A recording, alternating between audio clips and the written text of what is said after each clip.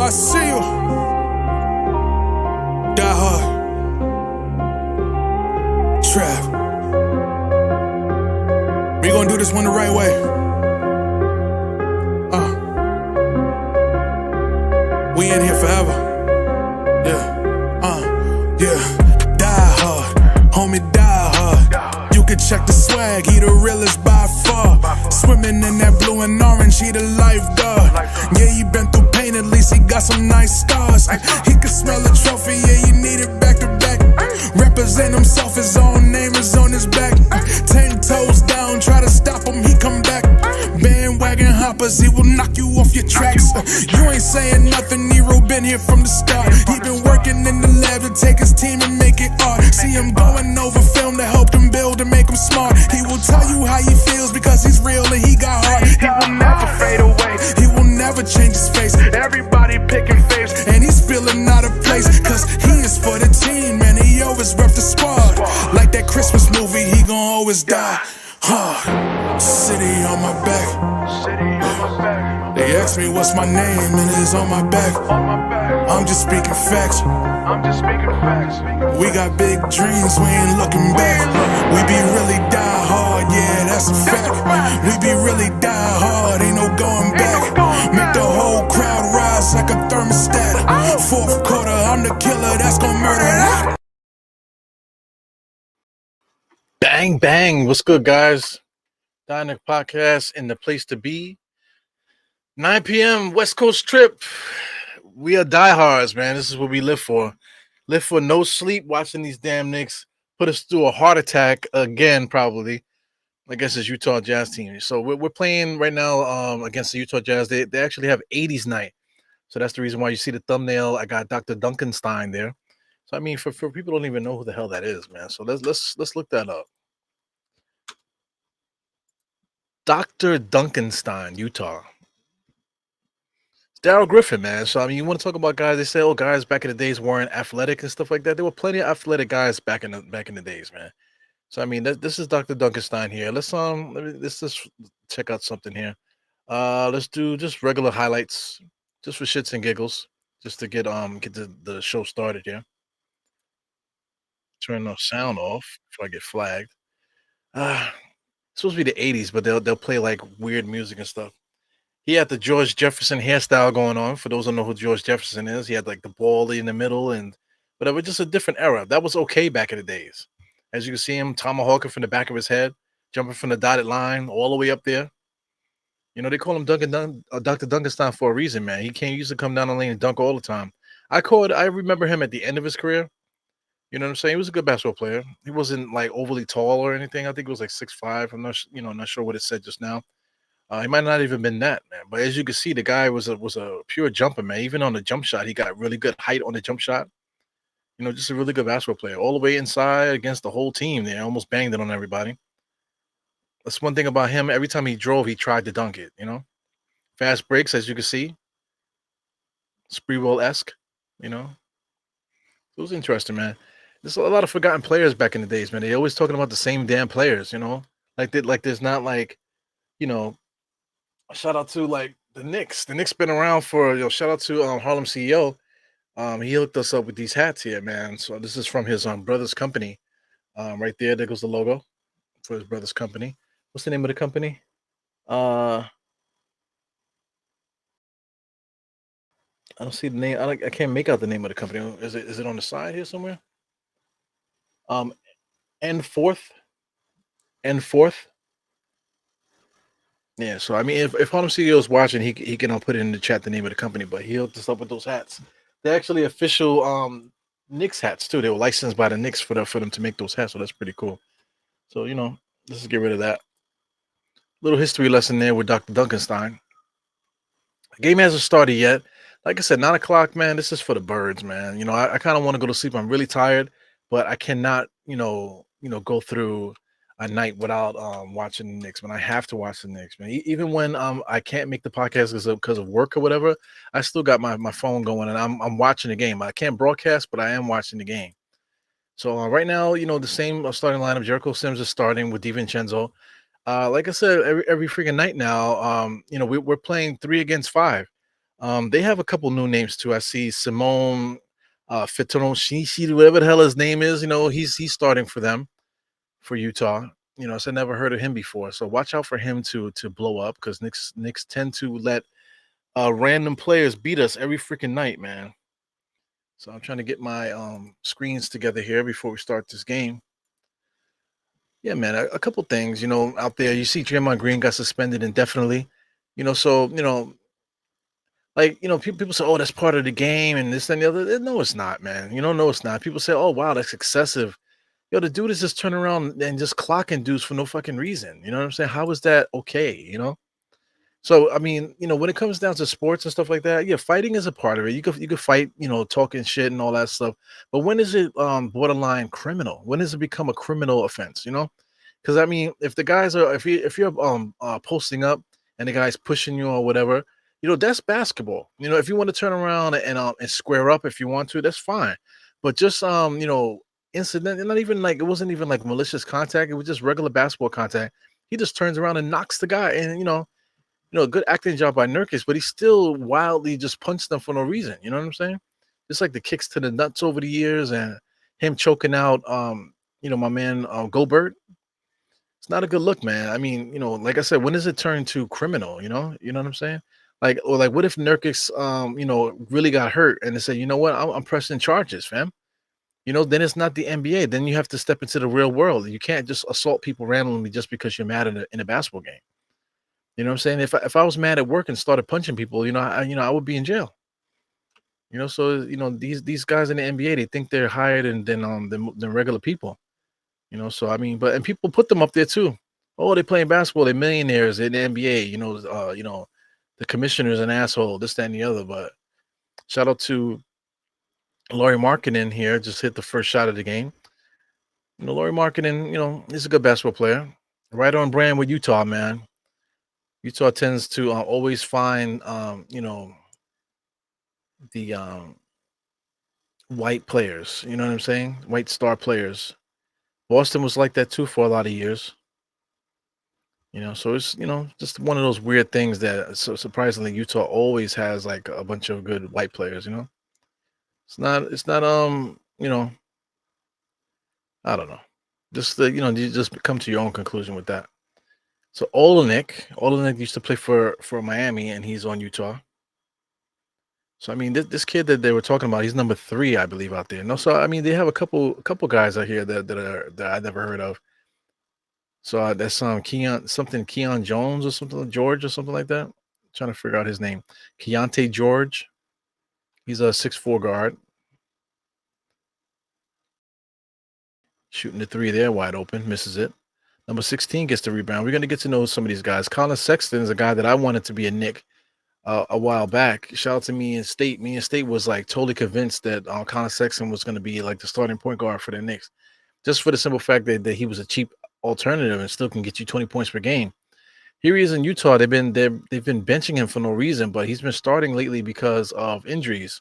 Jordan Clarkson is hurt. Shout out to some of the other guys that they have on the roster that haven't played, like Horton Tucker. He hasn't played. You know, so they have, Kendrick Dunn also too. They have quite a few players there, but Sexton's finally, getting that starting spot where he should have had from the get go. So it's just weird. Uh, Brunson is on the line right now. Right now, the score is 4-2. I'm at the 9:54 mark. We got a dude here named Simone. Money's named Simone Fontecchio. So where the hell did they find this guy? He's from Italy, right? So there's another white player just thrown into the mix there. We'll see if he's any good. But like I said, right on brand. This franchise always seems to find the great white hope somewhere. I don't know how they do that, but whatever. Here goes Olenek. Wow, Olenek just tried to hip check Brunson on the screen there, but they're gonna call foul on Brunson. That Brunson was the one to do it. Watch this replay. Brunson's coming across the screen there, and Olenek, I think, and it might be incidental contact, but I think Olenek might have put his knee in the guy's groin there. So Brunson's hurt right now. Definitely took the win out of him.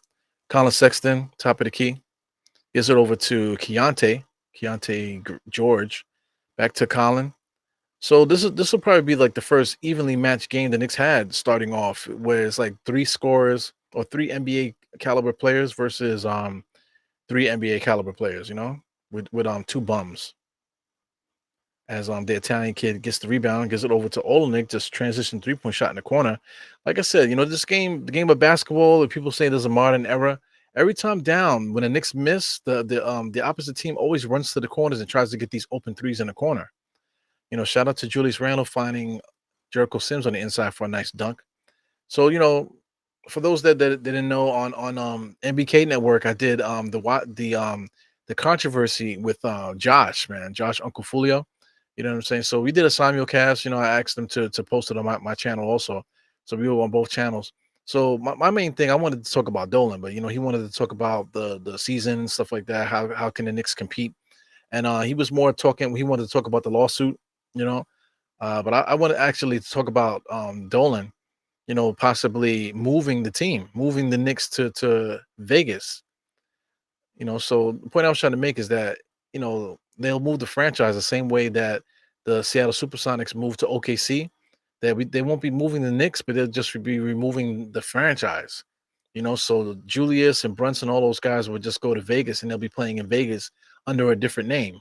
So they'll be the expansion team. And then the Knicks will actually be the fresh organization being owned by whoever's out there that wants to own a team. So that'll be interesting because then fans won't have to complain about ownership because we have a new ownership.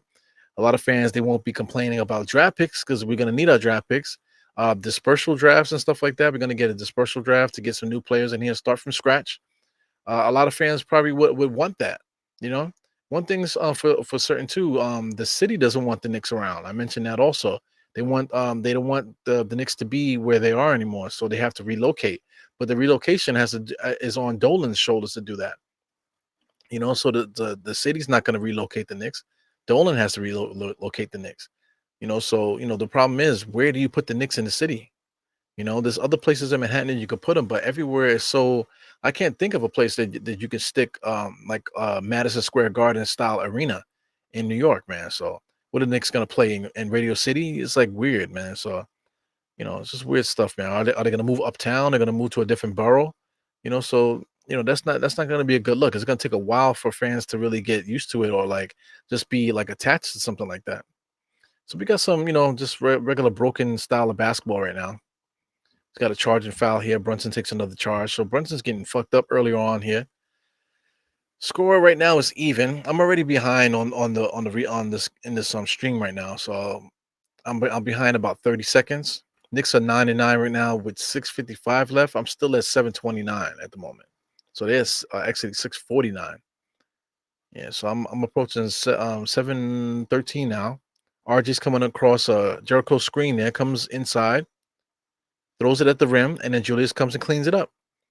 That's what should be the model there with Mitch Robinson there. Just throw the ball at the rim and let the rebounders get it. Julius was able to get it. I think a little earlier, Jericho was able to get something. Knicks on defense was able to get a little stop there. Transition three. Knicks give Utah some of their own medicine, but Brunson misses it. So it goes number 5 here. Number 5, this is Horton Tucker. Horton Tucker is supposed to have been a good player, man. He has all the skills to be a good player, but he's been complete trash so far in this NBA. He shoots a 3-point shot. He misses it. Brunson gives it out to Dante. Dante DiVincenzo gives a no-look shovel pass to Julius on the fast break. So it looks like the Utah Jazz are not giving any resistance in the fast break. I think once the Knicks settle down, because I feel like the Knicks haven't settled down yet, man. They're kind of just going back and forth, kind of like broken style of basketball. But I feel like whenever the Knicks settle down in this game, I think this should be one of those games where we just smooth sailing and win this game. Shout out to me shaving, man. I shaved before the game just now. My face was itching, so I had to shave up a little bit. So looking pretty smooth with the close up. You know what I'm trying to say. Let me say what's up to you guys in the chat. As you could tell, man, I'm freaking tired, man. You guys know I work 12-hour shifts, work 12-hour days every single freaking day. So I mean, today was one of those days. I got out of work today. Came straight home, hanging out with the kids and stuff. The wife is in there with the kids doing the homework. So I usually leave them alone because I tend to get too emotional when the kids do their homework, and it stresses them out. So it stresses me out too. So I just let my wife deal with that.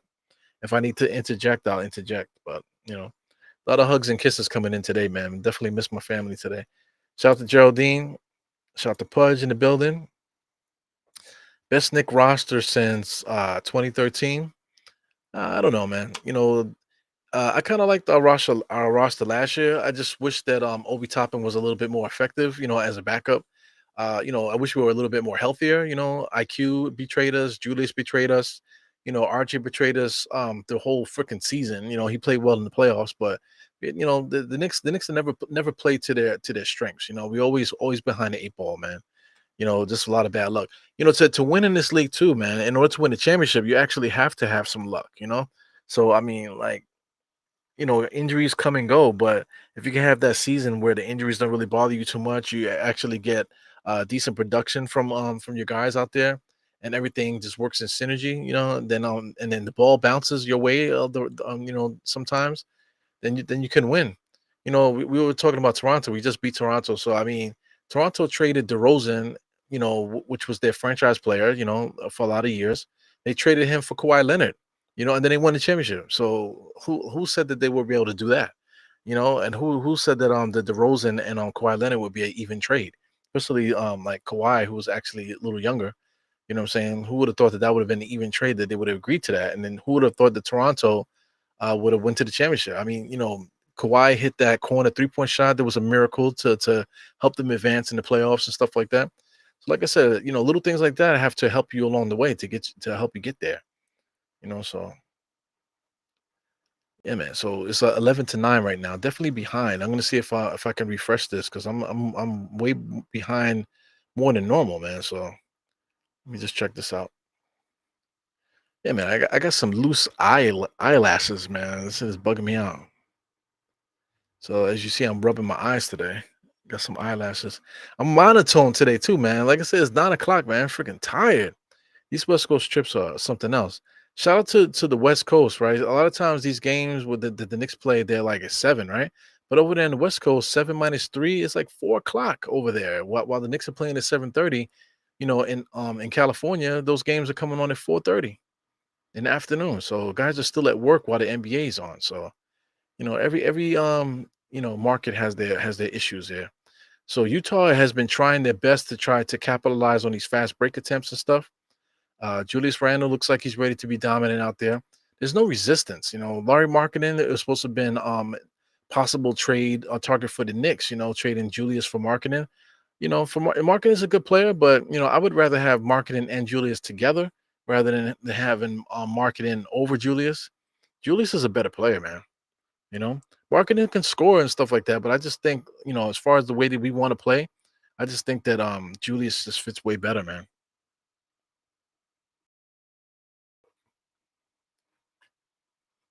Got some substitutions going on here. RJ's coming out, Hart's coming in, Josh Hart. Yeah, once again, we get into this. We got Rob Bracey in the building. Eru is a beast, Mr. Mega, Mega, Mega, Mega, Mega. Nick just stepping all over the place there. Should have got caught for traveling. He's looking for a foul, but he's tiptoeing out there because Julie's bringing the ball up the court, rocking the Skechers. She should have dribbled handoff to Dante DiVincenzo. Somehow, I don't know how he kept his dribble, but he was able to keep that dribble. Look at Dante on the inside, slapping the balls for those offensive rebounds. Dante DiVincenzo is a good basketball player, man. But too bad that he's only 6 foot, like what, 6'4". He goes, Holland Tucker, just trash. And number 16 is going to get some fouls here. So, I mean, Holland Tucker, man. I was talking about him earlier. Let me click Holland Tucker here and just slide him over so you guys can see what he looks like. This guy right here, 6'4", 234 pounds, good basketball player, good passer, good rebounder, good ball handler, long arms, could play some defense, can shoot, can create on his own too.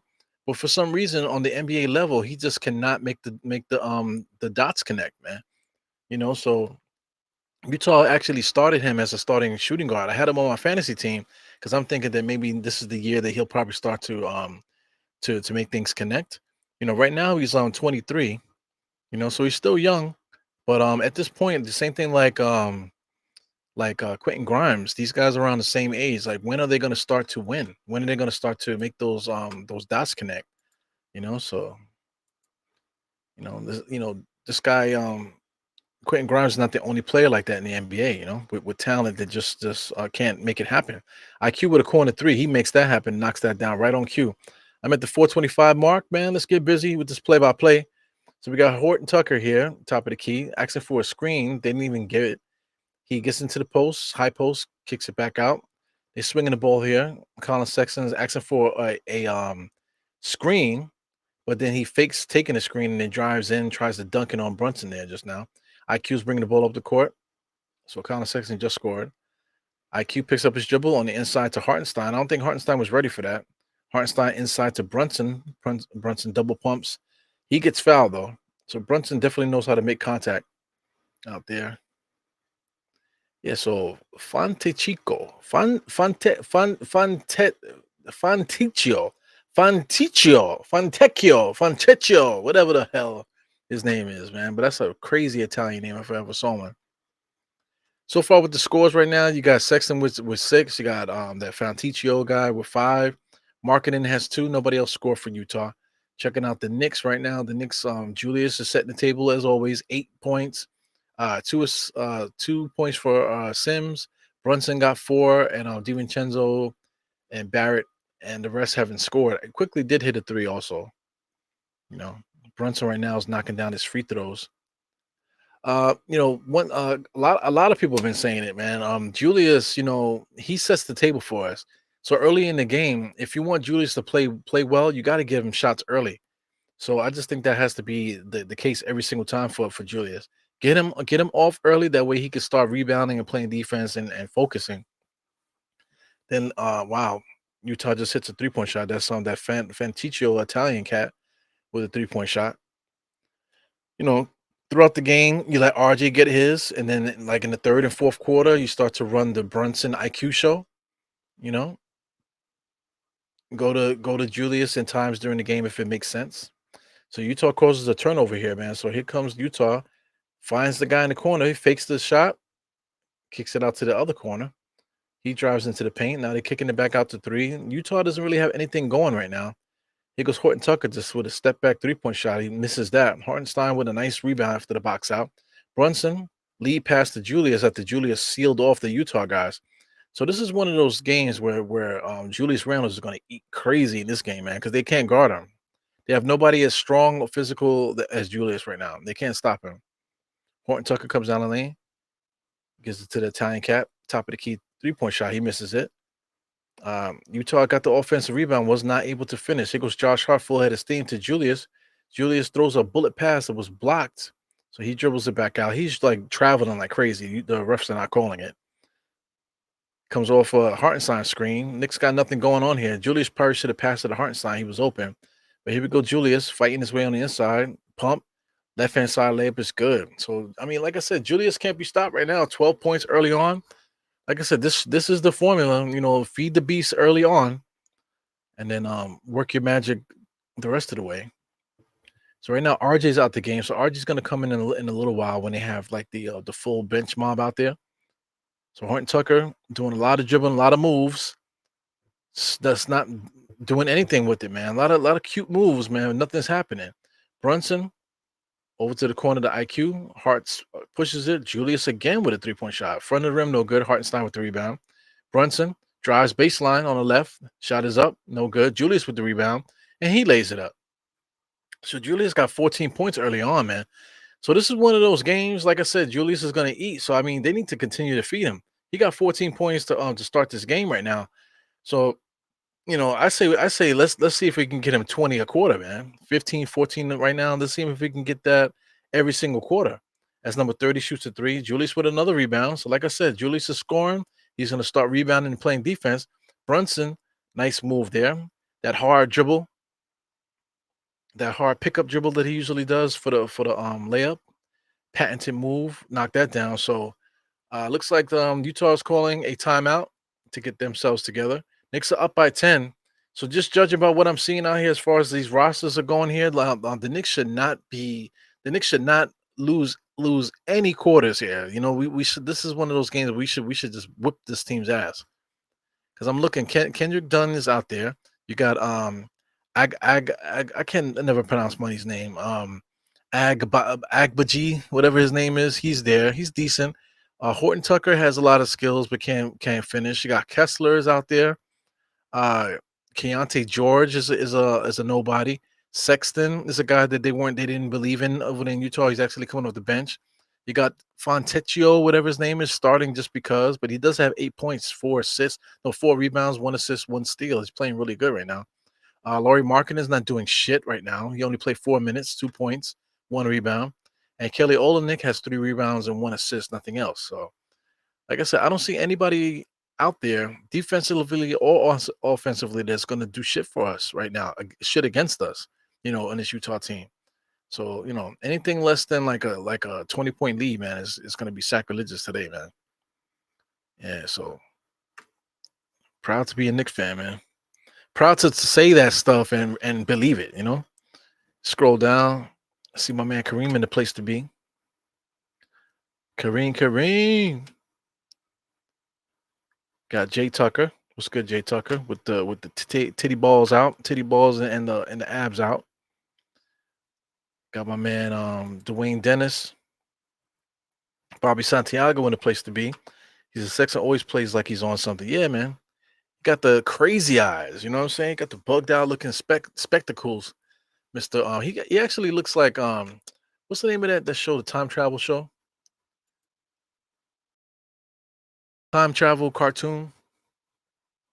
Mick and Morty. Shit. Rick and Morty, right? Rick and Morty.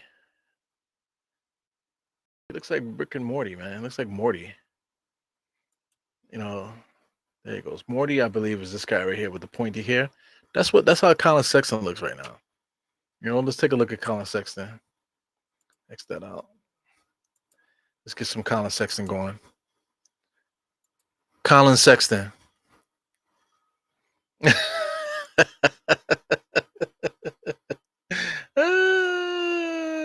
Dios mío.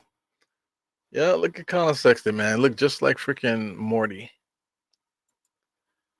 Unbelievable. It's a weird looking dude, man.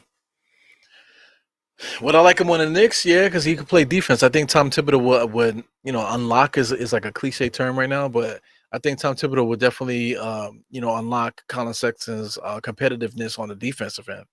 So right now I don't think we need a backup point guard. Because we have plenty of guys that can play the point guard. Shout out to McBride. He definitely can contribute that way. So I don't think we need Sexton per se. Goes Horton Tucker trying to create something. Laurie Marketing wide open for 3. He knocks that down. So he gets off basically his nut because I think he only got 2 points before, so he has 5 now. Here comes the Knicks IQ, bringing the ball up the court, looking. Asking for a Brunson screen. Brunson sets the screen, but then IQ doesn't do nothing with it. Gives it over to Julius. Julius goes into a double team. Still takes the double team. Gives it to IQ. IQ gets into a space where he can shoot it. Doesn't shoot it, and then shoots it. He makes it, though. Oh, my God. IQ is so erratic, man. It's unbelievable, man. But we need him. We need him to win. Horton Tucker, again, asking for people to get into spaces here. He go Marketing, posting up Josh Hart, of all people. Number 11, I don't know who that is. He rattles in a 3-point shot in the corner. So let's see who that is. Number 11 is Dunn. That's Mr. Kendrick Dunn there. So shout out to Kendrick Dunn. Kendrick Dunn's a good backup point guard. I wouldn't mind having him coming off the bench. Here goes Brunson trying to get the last shot here of the first quarter. There's like a 2-second differential, though. IQ gets the 3-point shot. He makes that. So IQ loves to bully lesser teams. So right now, that's basically what the Knicks are doing, bullying a lesser team. Horton Tucker with a full head of steam going against Josh Hart, bumps him. Hartenstein just whaps that shit out there. So first quarter's in the books, 31-22. Knicks all winning, man. Still 1.9 seconds. So I guess Utah is gonna get another shot here. Oh, Horton Tucker, they got called for a foul. Horton Tucker, that's bullshit. They're trying to say that Josh Hart fouled him, not Hartenstein. So whatever, dude. Shit is trash. So Horton Tucker, first shot is up. Ball don't lie. Hit the back of the rim with his bum ass. You know what I'm saying? With his bum ass, 31-22. Let's see if he makes or misses the second shot. Yeah, man. Horton Tucker has all the talent in the world. Same thing like Grimes, all the talent in the world, but just can't like capitalize on it right now. So shot is up or what, man? Horton Tucker finally gets the second shot up, misses the second one with his bum ass. Utah with the offensive rebound. Shout out to number 30. Number 30, I think, is Keontae George, right? Let me just make sure here. Nah, he's number 3. I don't know who number 30 is on Utah. Let me see if I can find him. Number 30. Number 30 might be some of these other guys here. Let me see. Yerster 7, whatever his name is. That's number 77. Well, whatever, man. Whoever number 30 is there, man. He's been getting some offensive rebounds. So let me look and see who has offensive rebounds here on this team. Offensive rebound, Keller Orleanic. This guy. Abaji, whatever. Yes, that's him there. This is number 30. He has a couple offensive rebounds. Very active on the offensive rebounds right now. He's 6'5", 215. They list him as a guard, but he's been playing like big on the inside. So that's interesting. But like I said, like the Knicks are always playing against playing with a handicap sticker in their window every single night. But you want to talk about handicap sticker? Freaking marketing is the only real threat on this team to score. You got Colin Sexton, that could score. Outside of that, there's nobody else that really can score like that. Horton Tucker, he has the talent to do it, but he can't do that. None of these other guys can really create their own shot. Outside of 3-point shooting, if the team itself gets hot by the 3-point shot and the Knicks are just not guarding the 3-point line, this is a game that's like locked up, man, in the bag. So there's a reason why Utah is 7-16. It's not necessarily because of injury. It's just this roster is no good, man. This is a trash team here. Scroll down here. Paint is wide open, man. So what do you guys think? Do you think Julius should go for 50? He got 14, man. I don't think there's anything stopping him from getting 14 every quarter. At least 10. At least 10 to 12 points every quarter against this team. Do we allow him to do that, or do we give him a break? We're all on the West Coast, but Julius hasn't had a 50-point game yet, man. So like I said, 7 for 10 right now, no resistance. So I think like if he feels good, I think they should let it fly, man. I could see him getting 28 points at the half, and in the second half, if they try to double team and keep the ball out of his hand, I don't think it's enough. I think Julius still can get his shit off. Let me see who else I missed here. I see Jerry Fitz in the building. Was good. It's a defensive effort so far. Good to see. Yeah, this team is trash though. You got to keep that in mind. But it's good to see the effort. The confidence is there. Like I said, getting Julius involved early, man, that's definitely the key for the Knicks' success, man. You definitely got to keep looking for him. We got a David L here. He said JB hacking for no reason. Yeah, he getting fucked up too, man. He got kicked in the stomach. A lot of stuff, man. Thank you for coming in, man. Definitely good to see new names in the building. Marketing just hit another shot. So marketing on the flip side on Utah, he now has 7.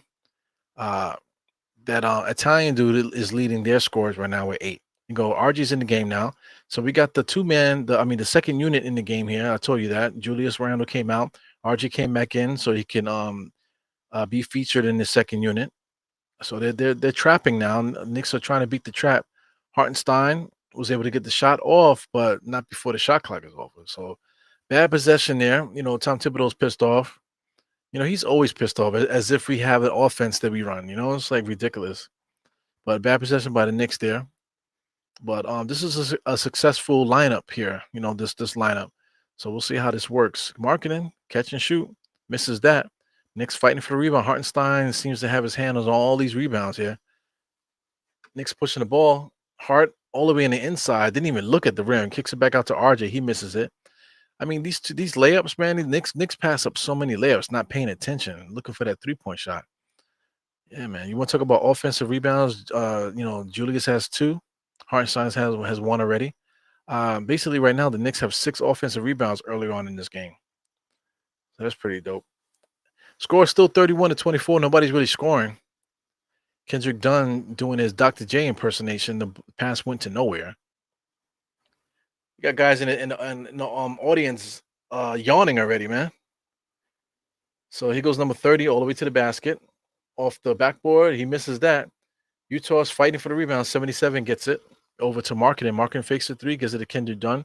Kendrick Dunn inside to number 0. He tries to dunk it and misses everything. So I think it's going to be Utah ball because I think IQ touched it. So it will be. Is it going to be Utah's ball? I'm not too sure. But look on the inside here. Number 0, he tried to dunk it. It was the extra movement. See, like once he gets it, he bounced it and then he hopped. He didn't need to do that. Sometimes you just got to put the shot up. Anyway, Utah ball. 11 comes around the screen, dribbling. Marketing just catches and shoots it. He knocks that down. So Marketing likes to shoot top of the key 3-point shots, man. So I mean, if guys are gonna catch shots that they like in rhythm, they're gonna make them though. But I mean, 10 points for Marketing. Let's see if we can put a lid on that shit. IQ on the inside gets mauled, but he makes a shot, no foul. So we're gonna have one of these nights here where the referees are fucking around, not calling the game properly. Kendrick Dunn bringing the ball up the court. He's a tall player, about 6'5". Marketing catch and shoot again comes around the screen. So Marketing is hot. I feel like right now the Knicks should call a timeout. So IQ comes across here, gives it to Grimes, back to IQ. IQ fakes a launch. He's asking for a screen from Hartenstein. He takes it. He goes nowhere. Gives it back to Grimes. Grimes standing there. Get back to IQ. IQ to Hart. Hart into IQ with a nice little floater off the glass is good. So here comes Utah. So right now Utah is looking for Marketing at the top of the key here. Let's see what they do now. Kendrick Dunn's bringing it. Here comes Marketing moving around, being guarded by Josh Hart for Christ's sake. Josh Hart is 6'5", and Marketing is like 7 feet tall, man. So the Utah Jazz can't even get the ball to get over the rim right now. RJ, full head of steam, gets it over to Josh Hart. Josh Hart kicks it back out to Grimes. Grimes traveled just now. Definitely a double dribble. Inside pass there from IQ to Hartenstein for a nice little layup. Yeah, man. This is one of those confidence games, but if you look at the score, 37-30, I don't know what's going on with these Knicks here. Kendrick Dunn driving on IQ, spins to Hartenstein. Good defense by IQ with a block there. He blocked the pass, so here comes IQ pushing the ball up a little bit, trotting up the court. Barely comes across the timeline. Gives it to RJ, back to Hartenstein, dribble handoff to RJ. RJ all the way to the basket, takes a bump, spins in the lane, jump shot is off. Hartenstein's in position, gets slapped out. Utah bringing it back up across the half-court line. Swinging the ball, finds a shooter in the corner. He pump fakes, drives all the way inside, and dunks it. So 0 gets a dunk. Knicks are fooling around 37-2. So Tom Thibodeau finally calls a timeout. He should have called a timeout after that marketing 3. You know what I'm saying? To get kind of organized here. But he allowed these guys to build up a little confidence. So them seeing those dunks, so these young guys with the 0, whatever his name is, him getting that dunk, it's not a good thing. You don't need these guys to catch any kind of confidence, man. That might come back to bite us later. So anyway, we are winning this quarter. No, we're losing this quarter actually, 10-6. So Utah has 10, we have 6. So after this timeout, hopefully we should clean things up, man. So let's get into it. We got Jackal here. What's good? I swear I see Karl Malone out there, man. Karl Malone can't show his face, man. This is the Me Too era. That motherfucker was raping women and all kind of shit back in the day. Beating women, abandoning children. Motherfucker was wild for the night back in the 80s, man. You know what I'm saying? So he can't show his face because I mean, the more they show his face, the more people want to open up those can of worms. It's a different era. A lot of stuff used to fly back in the 80s and the 90s. You know what I'm saying? That stuff don't fly anymore. And there's no statute of limitations for things either, too. So, if I was Karl Malone, I would lay low too. Just don't even show your face anymore, fam.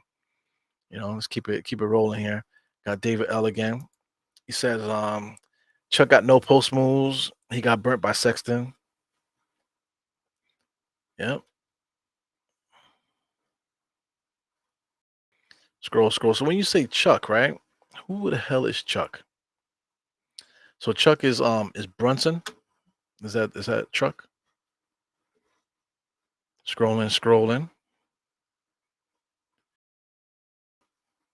Yeah, so I'm getting some double comments here. Let me just scroll to the beginning. Yeah, definitely getting some double comments. I don't get it, man. How many times have we seen like Josh Hart drive and don't even look at the rim, man? The guy's right there, close enough to to make a finger roll, but decides to turn his whole back around trying to kick it back out for three. It's ridiculous, man. But that's the way this game is played. Modern basketball, I just don't get it, man. I feel like the layups is right there. Take the layups. Don't give up points looking for threes. I just don't understand that. Yeah. What's good, Andy? What's good, my man? My man or my gal? Bobby says we're allowing these guys to stay in the game. Yeah, man. You know, I'm not in the mood for no cardiac Knicks tonight, man. It's too late. I'll be on the road right now. I'm borderline about to about to shut the stream down, man. 9:47 at night. This game is gonna be like after midnight before this damn game is over, man. But I can't deal with no overtime.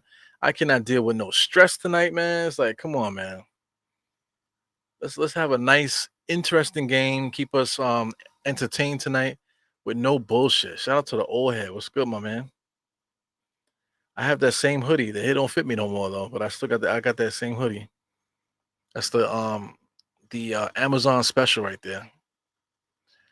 Because IQ pulls up for three, he misses that. Here comes Utah. That's a bad shot by IQ. This guy number two, Colin Sexton, got a full head of steam there, trying to find a shooter. Knicks was able to get a hand on the passer there, out of bounds. Utah ball still. Got this fan too, man. I'm feeling a little bit hot, man, but the fan is blowing in my eyes. I gotta throw it down a little bit. I don't know if you guys can hear it rattling. Got a little ass fan, man. This thing is pretty good, but it makes a way too much noise, man. Trying to see if I can fix that. I probably need to tighten it up a little bit. Yeah, but Hartenstein is coming out. I guess Jericho's back in the game. He goes Olenek fakes a three inside there. He kind of traveled a little bit, misses a point blank layup. It's gonna be out of bounds Utah ball. So the Knicks are right there. We're competing. We're definitely competing, but we're just like I don't want to say a step slow, but the ball's just not bouncing in our direction. I want to say right now. So Utah inbounding Colin Sexton, trying to find a shooter, gets it over to 30, deep in the corner. Olenek over to number 16. That's the Italian dude. Good defense by Jericho, allowing him to give it up. This guy Olenek is a pump and dump kind of player. Sexton all the way to the basket, blows a layup. Josh Hart saves it. Here goes RJ, full head of steam there, pushing up. Give it to IQ. IQ side steps, gets all the way to the foul line, kicks it back out. Top of the key now. Over to RJ on the left-hand side. Jericho Sims is setting a little screen. So they basically switched there. So Jericho's on the inside. So Jericho's going to get hit with an offensive foul because he's just too strong. I think he might have knocked Colin Sexton's teeth out just now. Oh, my God. Look at Jericho. Jericho's strong as hell. He put his hand in there on number 16 and took him off his square. Look at Olenek. Olenek was there, keeps throwing elbows at Jericho. Jericho's strong as fuck, man. He's one of those guys that like are missing a chromosome or something. Just like a caveman. Just like bugged out. Superhuman strength. Knicks with a steal. I mean, Utah just coughed it up. Grimes almost messed up the play. Here goes RJ again, thinking that he could jump from the dotted line all the time. Instead of just making a basic layup. So here comes the Italian dude, wide open 3-point shot. He misses that. Number 0 gets the rebound. Olenek got it. Go back to Colin Sexton. He just pulls and he knocks that down. So here we go, 37-35, just because the Knicks are fooling around with these motherfuckers, man. Here we go. So Tom Thibodeau calls another timeout. So the Knicks were playing good in that first quarter, man. 31-22. Here we are, second quarter. Borderline second quarter of death, 13-6. Do you put Julius back in the game, or do you just let these guys keep suffering? So RJ jumping. Look at RJ jumping from that far out. I just think that he should stop doing that, fam. It's not something that's going to be successful for him. He just needs to take it easy and just lay it up. He doesn't need to bang it. He doesn't need to bang it every time down. So now the fan is making my nose itch. Lord have mercy. Got Mighty Finesse in the place. Mighty Finesse changed the avatar there. Got Brunson there smelling his fingers. You want Sexton on the team? Sexton should be on this team. Right now, Sexton is not making no money. So I think he's a free agent also. So, in the offseason, maybe we could pick him up.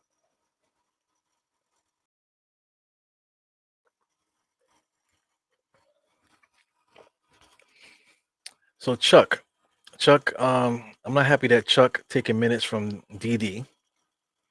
Now he already bribes minutes. So who the hell is Chuck, dude? How old is Taj Gibson? Taj Gibson, he's not that old, man. 40, 45, 50. But let's see. Let's see. He might be like 38. Let me see. Taj Gibson. So it said Todd Gibson. So let's try this again. Taj Gibson. There you go. Taj Gibson, he is listed at born in 85. So I got to do math. June 24th. Oh, let me see here. He is 38. Yep, 38. Yeah, man. So he's old enough to be my younger brother. So he's 38 years old. Definitely 6 years younger than me. He's still got skills, man. Shout out to my YouTube page. So let's do that. Let's look at my YouTube page, guys. Let's pull up my YouTube page. Let me see. Die Hard Knicks YouTube page. Let's go to the account. Let's check out the shorts. I like to make shorts, man. Shout out to Taj Gibson here. So this is Taj Gibson on the shorts here. Just made that. So he has really good post moves, man. In this day and age, everything is 3-point shooting, man. But the big man doesn't really have enough space out there to maneuver inside to make those type of shots. Taj Gibson can hit threes. He was hitting threes on us in the preseason. This year in the preseason, he had a big game with a couple 3-point shots on us in the preseason. As you can see, plenty of moves on the inside, a lot of fakes, a lot of spins, able to finish nicely on the inside. So Taj Gibson, man, we do need the leadership. We need a power forward. We need somebody that can contribute. But he's 38 years old. So what are we expecting from him? Nothing really. Just a body. We should have never left. We should have never left. This is basically Herb Williams. But I think Taj Gibson still can contribute, man. It's weird that he just is not given the opportunity to do so. He could hit three still. He still plays defense. He's still very smart out there. Like I said, he could finish on the inside. So I don't understand why he doesn't have more of an opportunity in this league. I don't get it. But with our injuries and stuff like that, it's good to have Taj Gibson around. So it's 37-35. Knicks are fooling around with this team. 13 points to 16 points here in the second quarter. So Josh Hart had to get the shot up because it would have been a shot clock violation. Utah with the rebound. Colin Sexton pushing up top of the key there. Gives it over to 30. He fakes it. Got Jericho guarding him. Wants no parts of that. Passes it out. Colin Sexton ends up with it again. Back to Olenek. Olenek keeps shuffling his feet every time he catches the ball, man. So it's going to be Utah ball. Knicks are pouncing on the defense, trying to create something there. But I feel like every time Olenek makes a move, he's shuffling his feet. Olenek is a player that I kind of wanted too, man. He's kind of tough, somebody that's going to be a starter for us. That I'm not too sure, but I mean, a player like that coming off the bench wouldn't be so bad. Colin Sexton just launches a three, and the Utah Jazz take the lead. Here we go with the cardiac Knicks, man. Knicks are down by 1. Here it goes. Knicks haven't scored in 3 minutes against this bullshit ass Utah team. So I hear something beeping. Do I need to call my wife to find out what the fuck is going on? Yeah, definitely hear some beeping back there. I hope the house is not on fire. That would be crazy. 37-30 to 38. Knicks are losing by 1. Unbelievable. It was number 30 there. Julius 30 for 30. Julius is able to get his hand in there for the steal. What took so long for Julius to come back in this game? That's what I want to know. We're at the 5, into the 5-minute mark right now, and Julius just came back in. Olenek, he's being guarded by Jericho. Number 30 pulls up, misses the 3. Julius with a rebound. Yeah, I tell you, Julius got a bone up his butt. So here goes Brunson driving, trying to thrive. Ain't nothing happening. Looking to get somebody the ball there. Julius brings his defender to him. Brunson spins, misses that. So Julius walked his defender right to Brunson. Olenek transition 3-point shot. Sheesh, he knocks that down. So is it really 41-37 against this team? What the hell is going on? Here goes Brunson jabbing and trying to do something. Julius walking into it. Dotted line extended on the inside. Takes the extra step he didn't need to take. Loose ball foul there. They're going to call a loose ball foul on Utah. I think Julius got fucked up just now. I mean, did Julius shit himself? It looked like he shit himself. Golly. Anyway, Julius is complaining about being attacked, but I mean, the shot was there before, man. He got hit in the eye. But not that I'm looking at the man's butt crack, man, but it looks like he got some kind of stains back there. Sheesh. Looks like he got a stain back there. Lord help me. So Connor Sexton, top of the key, just looking like a roach that got hit with raid. Utah driving. The Italian dude drives. Hartenstein hits it from behind. Pause. He gets the layup. So we are really down by 6 for this Utah team. 13-0 run in the last 3 minutes and 46 seconds. Knicks have not scored, man. So that's a shame. That's a shame. Night in and night out, we want to be proud of certain players and stuff like that. We want to be proud of Julius. We want to be proud of Brunson. We want to be proud of RJ. We want to be proud of IQ. Guys think that Jericho Sims is the answer. Be patient, that type of thing. And man, but we need some help. We need some help. Going through 3 minutes and change and can't score against this team. It doesn't even matter what team. The Knicks just can't. When they can't score, they literally can't score. So I mean, something's got to give. I mean, that's the end of that.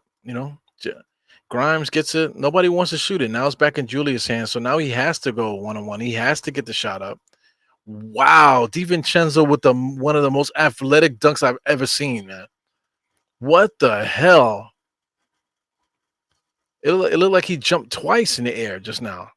They need to show that replay. Here goes number 0 with a corner 3-point shot. He knocks that down. So I mean, this team has a lot of confidence. Nothing you're gonna do with a team when the team finally gets confidence like this. So everybody's gonna start making shots. Connor Sexton is down, basically sitting on the floor playing defense there. Brunson, and they're gonna call a foul. Oh, they calling a foul? Yeah. Connor Sexton is crazy. Connor Sexton would be dope as a backup point guard. So are they calling a backcourt violation or a shot clock violation?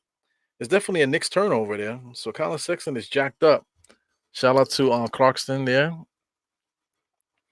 But Connor Sexton is definitely jacked up, man. This team has a lot of confidence. Here we go again. Same old shit, dog. Just a different day. Here we go again. Olenek just drove and he laid how he laid. Here we go again. So Brunson is really getting attacked by Connor Sexton. Julius banging Olenek there, kicks it out to Dante. Dante for 3. He misses it. So the Knicks literally, there is a cap on the rim. There is a cap on the rim. Old head. Let me see, David. I saw this big paragraph here, Mr. David. So did I read this already? Nice. Says Sims defense is better than Mitch. Sims can chase you all over the floor. He's stronger. Jericho Sims is definitely stronger than Mitchell Robinson. He's like definitely hurting guys out there. So I mentioned that before, and I got in arguments last season about saying that Jericho Sims hurts guys out there, but he does. Nobody wants to stand next to Jericho Sims because he's like super strong. Not in the way that Draymond Green be sucker punching people, stuff like that. It's that Jericho Sims just in him being effort, using his effort running around. When he makes contact with other people's, it does not feel good, man. You can see it. They're trying to stay away from him. So that's something that he brings to the table, Yeah, I believe it, man. Like I said, I'm a big advocate of trading Mitch Robinson, just for the simple fact that we need to get other positions better. Because, I mean, Mitch Robinson's not a threat on offense. He's supposed to be the greatest offensive rebounder the world has ever seen. You know what I'm saying? But just judging by that right now, the Knicks are down right now. So this is not a good time to bring that up. Offensive rebounding, Hartenstein could do that. Sims could do it too, but as a team, the Knicks as a team offensive rebound is pretty good. We got 7 right now. 7 to 8. Utah is definitely winning that battle. But offensive rebounding, I never thought of that being a statistic that you need. Usually like offensive rebounding would come in handy if you can score. But the Knicks can't put the ball in the basket. So getting the offensive rebounds and we don't score, what the fuck is the point? And if the guy getting the offensive rebounds can't put the ball back in the basket, then what's the point? You want to talk about offensive rebounders, Moses Malone, he's one of them. But Moses Malone made a living of doing that, getting offensive rebounds and putting it back up. Shout out to Bill Russell. He won 11 championships with offensive rebounds. RJ with a nice rebound there. Defensive. Gives it over to Julius. I mean to Brunson, excuse me, back to RJ. RJ drives, get all the way baseline, makes the nice lay with the left hand. I love the way RJ's laying the ball up, man. This is something he hasn't done up until this point of his career. Able to get the ball outstretched with an outstretched arm, laid it off the back of the rim there, off the backboard. Excuse me, not off the back, but off the backboard. He hasn't been able to do that his entire career. He's doing it now, so look, it looks good, you know. But RJ only has does he have 2 points really? He drives. Look at that beautiful layup off the back of the rim there, off the back of the backboard. I said it twice. So, but he's 1 for 10 right now. You know, I feel like RJ's playing, you know, in such a way that I thought that he had more points. But he's 0 for 5 from three, 1 for 10 from the field right now. So I mean, you know, listen, man, you want to know why we losing? You want to know why we're losing? Look at RJ. RJ's not putting the ball in the basket. You know, let's say you know Julius right now is 7 for 13, so that's like a little bit more better. That's better than 50%. But let's say if RJ was shooting 40%, right? So that's 4 for 10. Let's say he made 1 3, right? 4 for 10. You know, so you make 1 3 and then give me two more shots. So you're talking about 5, 6, 7. Add 7 points to that. Make RJ have 9 points. So add seven. What is the score? 7 to 43 is 50, right? Knicks would be winning if RJ was shooting 40%. You know, we need him to score. IQ is 5 for 6 right now with 12 points. But if you look around the roster, who else is going to create shots and score? Who else is going to be the go-to guys outside of our top three? You know, so if RJ's not scoring, you know, then that kills us right there. Brunson can't get it going because definitely Colin Sexton got a bone up his ass today. You know, so you know they're playing good defense against Brunson. Marketing just misses a three. Here goes Brunson pushing the ball up the court. Still very aggressive there. Crosses over on Marketing, takes this the little bump, but he does get the foul. So Brunson definitely knows how to get to the line. Um, but yeah, man, we can't win if RJ is 1 for 10. You know, or if any of our guys, like I said, they're locking up Brunson for the most part. And RJ's definitely can't make a shot. And Julius is the only one going crazy with 14 points. Who else is gonna save us? IQ got, like I said, IQ got 12, 5 for 6. You know, but outside of that, who else can put the ball in the basket? Nobody. Josh Hart was able to do it last night. Grimes was able to do it last night. But you know, that was last night. That was the not last night. That was the other night. You know, when we played against the Raptors. Early on in this game here, with 12 minutes and 8 minutes, excuse me, 12 minutes and 8 minutes respectively for Grimes and Hart. 0 points for both. This guy Grimes is back on his business with zeros across the board in 8 minutes. Literally zeros straight across the board. So I mean, what is he doing out there? He's out there getting cardio. He goes Colin Sexton, looking crazy. Gives it over there to, I guess that was Olenek. No, that was Markkinen. Olenek has it at the top of the key now, being guarded by Hartenstein. Step back 3 point shot. I mean, I feel like he travels every time he gets it. Markkinen gets the ball, shoots the ball over top of the defender there. Wow, wild pass to Julius there. It doesn't make any sense. So it looks like Olenek touched it before it went out of bounds. So it is Knicks ball. Yeah, the Knicks need another break here. We need to go into the locker room and then come back out and try this again. Dante DiVincenzo had a 3 point shot, passed it up, gave it to Julius. So now Julius is literally being guarded by two people with a third watching. He just pushes it out the way, and it's going to be an offensive foul there. It was a kind of a late call, but Julius definitely just bodied that dude. Now Tom Thibodeau's going to come over and argue that. It's no argument. Look at Julius. He has it. So I guess the argument is Olenek. That's a blocking foul because look, he jumped into Julius. You know, so I get it. Ay, ay, ay. So, wow, number 16 with a hop step there after shooting the three. Hartenstein, good heads up play there. Jumps and hits the. No, excuse me, that's Dante. Was that Dante or Hartenstein? I can't tell.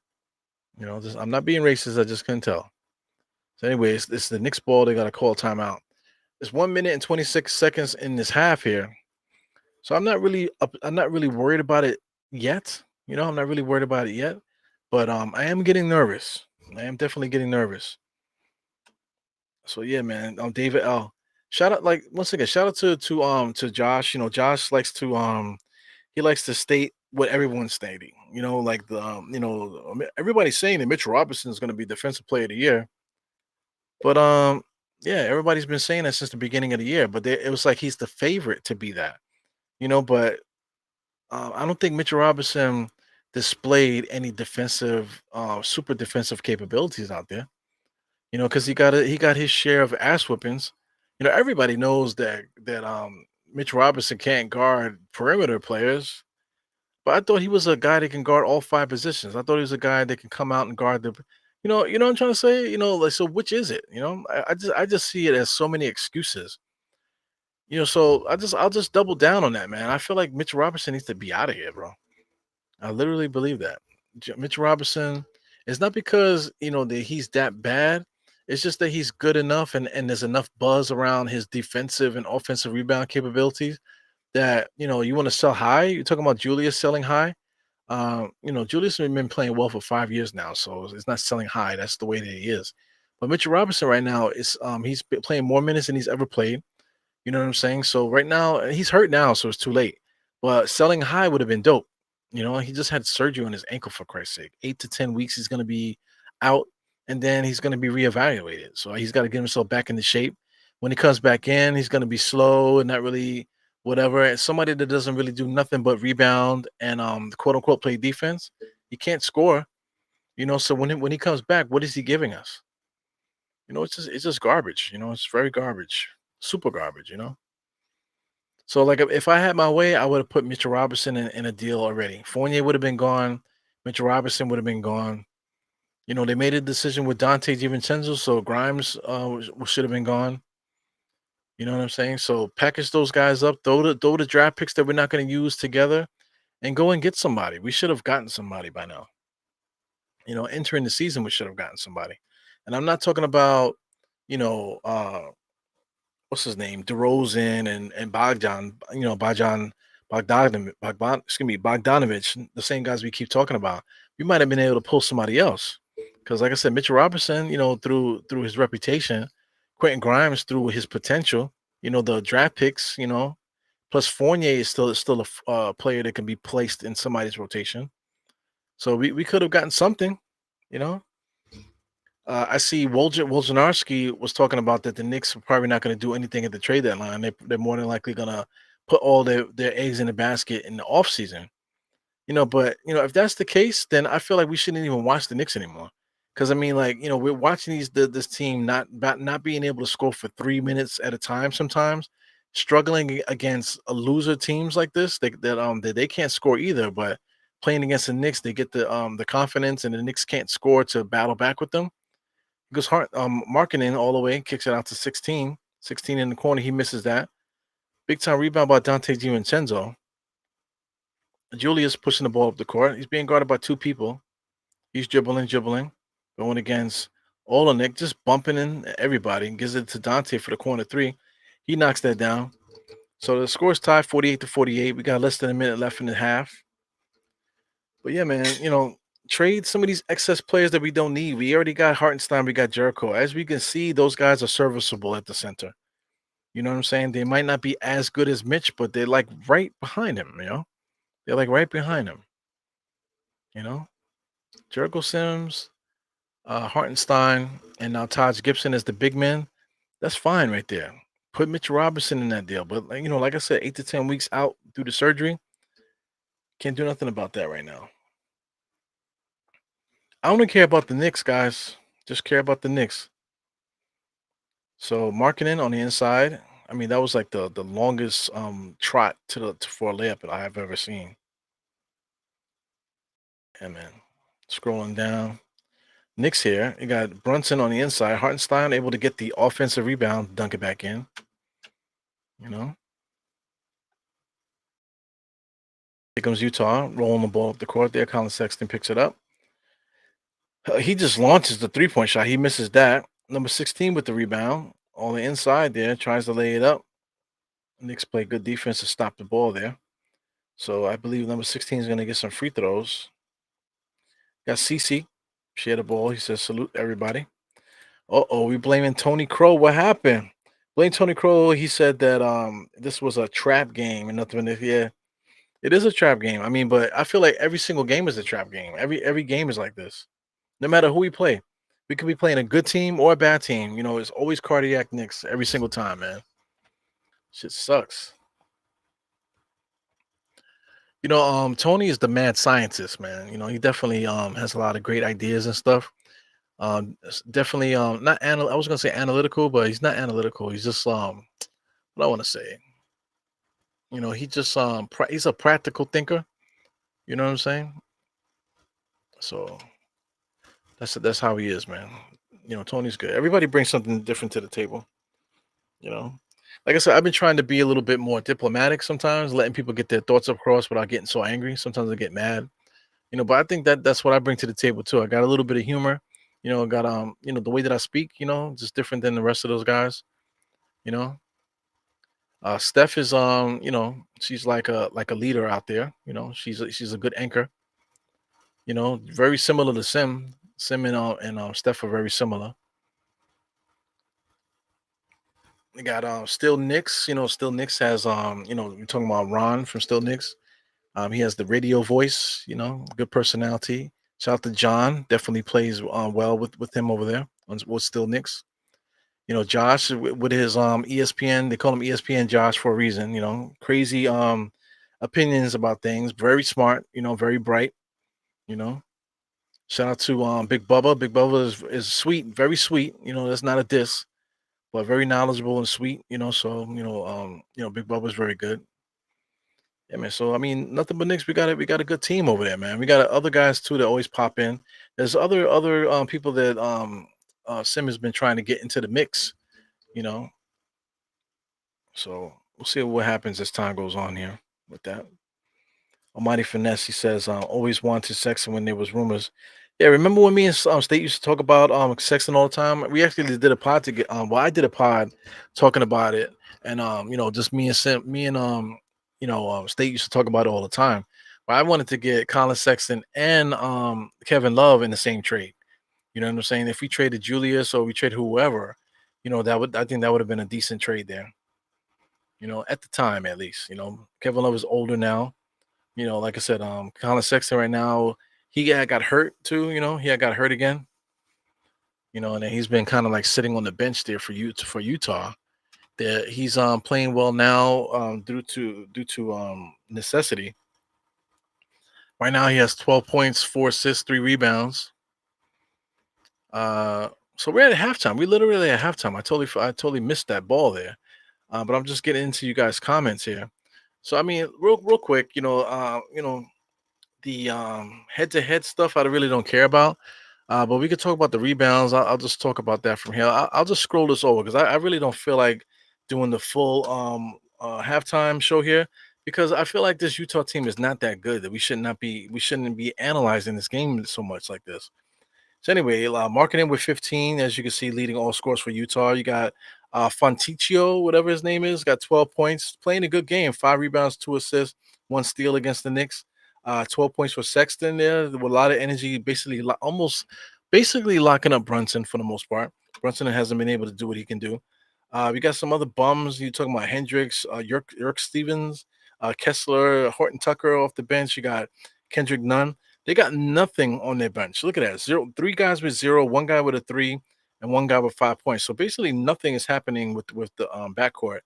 They are contributing with the assists and rebounds, I will say that. But their starters, top heavy with marketing. Kelly Olynyk is contributing to the game, evenly. Uh, Keontae George's not giving them anything. But they're getting decent balance there with their guys there. Definitely playing the game good. As far as the Knicks on their side of things, Julius had 14 points in the first quarter, right? In the second quarter, he didn't score at all because Tom Thibodeau kept him out the game until like the last 5 minutes of the game. So I mean that's just pure ridiculous. And then when he's out there, they didn't even give him opportunities to try to score at all. We can't manufacture points at all. Everything is one on one. Everything is forced. Jericho Sims, I thought played decent. Only 10 minutes, got 2 rebounds, 2 points. Not really nothing to scream about. But I just thought that he threw his body around a lot. Guys are afraid to be around him. I mentioned that before. Brunson, even though I want to say Colin Sexton is quote unquote locking him up right now, he got 9 points, 9 points, 3 assists, 4 rebounds. DiVincenzo has 7 today, 7 and 6 rebounds. He's definitely been attacking the boards today. 2 assists, 1 steal. Barrett has been trash, contributing otherwise. 4 rebounds, 2 assists is good for him this year. 1 for 11, 0 for 6 from three. Second half of this game, he's definitely gonna wake up, or we're gonna lose tonight. Hartenstein giving his best effort, 4 points and 4 rebounds, 1 block in 13 minutes. Josh Hart, no points, 2 assists, 1 rebound. Got quickly with 12 points, 1 rebound, 1 assist, 2 steals. So he's contributing when he can. Only 10 minutes though. Grimes played 8 zeros across the board, -16 on the plus and minus. So I mean, the answers to all our questions is right in our faces here, man. The answers should not be uh you know should not be in the fantasy. Or like wait and see, give him time. Nah, man. That's not the team that we have now. You want to talk about RJ? RJ's ready to go now. Julius is ready to go now. Brunson is ready to go now. All of our best players are ready to go right now. So we don't have time to wait for Grimes to figure it out. I would hate to trade him, because I would like him to develop on our team. But at the same time, if like I said, if we could put some guys together, Mitch Robinson included, put some guys together and get better, I would just do that, man. We need to absolutely do that. Waiting for the perfect trade. There is no such thing as a perfect trade. Shout out to like relationships, man. People like women particularly, men too. They out there looking for the perfect mate. Women are expecting the world from their guy, and then dudes have a warped sense of what they want as for a female too. So people that have those expectations end up lonely in life, man. You know what I'm saying? They end up very lonely. You're never gonna find a perfect thing. What you can find is somebody that you can at least build a family with, and share life with. You know what I'm saying? So, to use that analogy, right now the Knicks need to get somebody in here that can help us share life and build with. Somebody that is not gonna be perfect, but we can get somebody in here that can literally help the situation out. And then we can have a fruitful life. You know what I'm saying? Instead of being stressed every fucking night. You know what I'm saying? Have a meaningful existence by making that trade. You know what I'm saying? If you get my drift. We got Juan B here. Louder than love, louder than love. That's what we were. That's what that reminds me of. Juan B there. John B. I'm thinking of John B. Anyway, or Stevie, what's his name? Stevie B. Respect to y'all and Utah. Whenever it isn't just a pushover game, they just don't got a true star. A lot of push offs on that team. Got something to play for. Respect and some. Yeah, kind of don't know what the fuck you're talking about. But thank you for the comment there. So I think you're talking about Utah. You said respect to all and Utah whenever it's just a, so I mean, Utah competes. I'm not dissing them. This year they did have a lot of injuries and stuff. Same thing like the Knicks. They probably should have made a move. They made the wrong moves. They pushed them back where they should be moving forward after having a good season last year. So the Knicks are in danger of doing that too. Right now, with 13-9 is about where we should be. We're a 13-9 team. But losing to Utah tonight to be 13-10, that would suck, man. But 3 games over 500, I think that's the type of team we are right now. Until we can get some help. So it is what it is, man. Yeah, can't take no games for granted, man. But at the same time, too, like a lot of people get pissed off about the effort and Julius Randle all the time, RJ all the time, all the same arguments we've been having for 5 years, like it's brand new, right?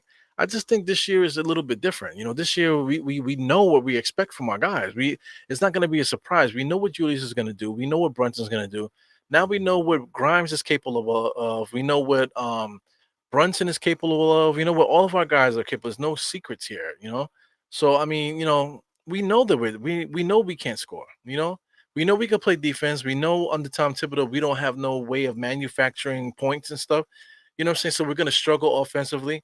So I mean, at this point now, like to expect anything more than what's been happening with the same group, it's like just asking for like a nail in your ass. You know what I'm saying?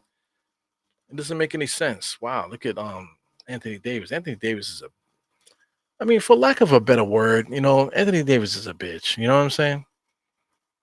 So he just banged it on Wembanyama, and then Wembanyama comes down and does the same move. I'm just watching the highlights here. So anyway, let's just get into you guys here. Like I said, I'm not gonna do a traditional halftime show. Usually I get into stats and stuff like that, but today is not the day. Uh Dante's nickname was Delaware Jordan. Yes, it was the Delaware Jordan. Unbelievable. Yeah, that putback dunk was crazy. I feel like I need to find that, man. So let me do that. Let me go to my Twitter. So let's go on Twitter. Maybe that dunk is on Twitter. So I'll slide my Twitter over here. So let's see what we can find. There's a couple people that I am actually following here. So let's see if the MSG post that replay. So they got some highlights here from hockey. Nah, so that wouldn't be there. Let's check out New York basketball, see if they posted it. Oh my God, look at that. Look at Dante DiVincenzo, man. He's a little dude, man, but somehow he comes in there, and I feel like he dunked it twice, man. He grabbed it with two hands. Look, it looked like he was floating in the air there. So I mean, Dante DiVincenzo got some hops, man. He got hops like John Starks. John Starks was little, man, but somehow I don't know how it looked like somebody was throwing John Starks in the air the way that he jumped. Dante DiVincenzo's right along those lines there. Very very athletic, sneaky hops there, rocking the antes, whatever they call the ANTE shoes. You know, so let's X that out. Big time play there by Dante DiVincenzo. Got to put a binder on that kid. Yeah, man. What else we got going on here? Well, yeah, once again, shout out to Wiz BKLA. Some of the guys are always in here. Nick Nation, what's good, my man? Shout out to Nick Nation. Wiz B. He's talking about Sexton again. He says Sexton plays two ways, has a great shot. He's a crowd favorite. Right here in Utah, I don't know if they appreciate him there because, like I said, they've been benching him, so there's no reason to be benching Colin Sexton. You find a way to get Colin Sexton out there. But if he was on the Knicks, he would be a crowd favorite, man. Definitely backing up Brunson. We actually do need a strong backup. So Colin Sexton backing up Brunson, playing minutes with Brunson would be nice too. So I mean that's interesting, man. Like if it happens to be in the cards that we trade IQ, if we could pluck Colin Sexton off of Utah because they're losing. If you could pluck him off of Utah, if you could pluck, let's say, like one of those dudes off of the Bulls, their backup point guards, then that's something that we should do.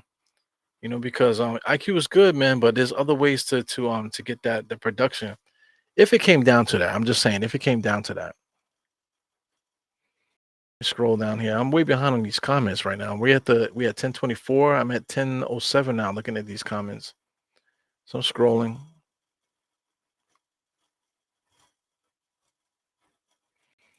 Yeah, so this is key here, man. If we don't make any moves at the deadline, like I feel like I couldn't even do a watch along anymore. Because it's like a smack in the face to the fans. It's like we're waiting for the perfect trade. Like who's gonna be available? Like the perfect trade would be to be able to trade for Luca. You know what I'm saying? Trade our draft picks but the thing is, who else do we have? Are we willing to trade RJ for Luca? Or some of these other big names? Those are superstars. This old Knicks need to trade for a superstar. But you said superstar though. So superstars are going to be traded with Fournier. Fournier's going to be the main person in the trade, or Quentin Grimes is going to be the main person in the trade. To get a quote unquote superstar. No, you know what I'm saying. But I mean, like I said, to get old as DeRozan here at 34 years old, or any of those guys from the Clippers, all those guys are in their 30s. Those guys you can trade bullshit for, give them some draft picks and trade some bullshit over there. That would fly a little bit more than somebody that's in their prime superstars. Nah, man, we can't get a prime superstar for the packages that we have. Like I said, unless we're willing to trade RJ, IQ, and Mitchell Robinson, we're not gonna get like anybody big like Giannis or anything like that, or the reigning MVP Embiid. We're not gonna trade Fournier for Embiid. It's not gonna happen. Just because we throw some bullshit as first round draft picks. So even if we put 7 first round draft picks, for Embiid, why would Utah do that? Just why would they do that? If they trade Embiid, they're gonna want some good players back. Yeah, Mitch for Turner, but right now Turner's playing good for them. I think Turner fits what they're trying to do. They're trying to score a lot, and they're playing well there. So he's not going to be the one to be traded for. Vucevic is somebody that I mentioned. I mentioned Vucevic. There is a way to get DeRozan and Vucevic together. I actually did a pod talking about that. There is a way to get both of those players there that makes sense because, like I said, the Bulls are not necessarily trying to get players back. They just really want some draft picks, really. The Knicks could accommodate them, but we have to be willing to trade a Mitch Robinson or something like that. But it is what it is. People are gonna cry to get. We'll get Vucevic that still can get you 18 and 10 out there. You know what I'm saying? But we'll cry, nah, man, I'm not trading Mitchell Robinson. So oh my God. So here we go, 5 minutes, 3 to 5 minutes without scoring every game. So whatever you want to do. What kind of championships are we gonna win by not making that trade? You know what I'm saying? By making a trade for like that to give Vucevic to help us out, that's gonna be something that's on a positive. It's not gonna be negative. And then after that, we still have the ability to maneuver. So you gotta make moves when it's possible, man. So anyway, halftime. I feel like that was a long halftime show. Scrolling here, I'm just trying to catch up with you guys' comments, man. Some of you guys are really contributing. So I mean, Utah marketing with the first shot of the second half, so he made the first shot of the first half. So he's basically just pulling up over the shorter players, nice and easy. So shout out to Jerry Fizz. He says you think the Knicks are gonna come out strong in the third quarter. Let's see. So here we go. Foul shots here from Olenek. Olenek fouled the Knicks there, so the Knicks gonna get some free throws. I don't know who's shooting, man. Looks like RJ.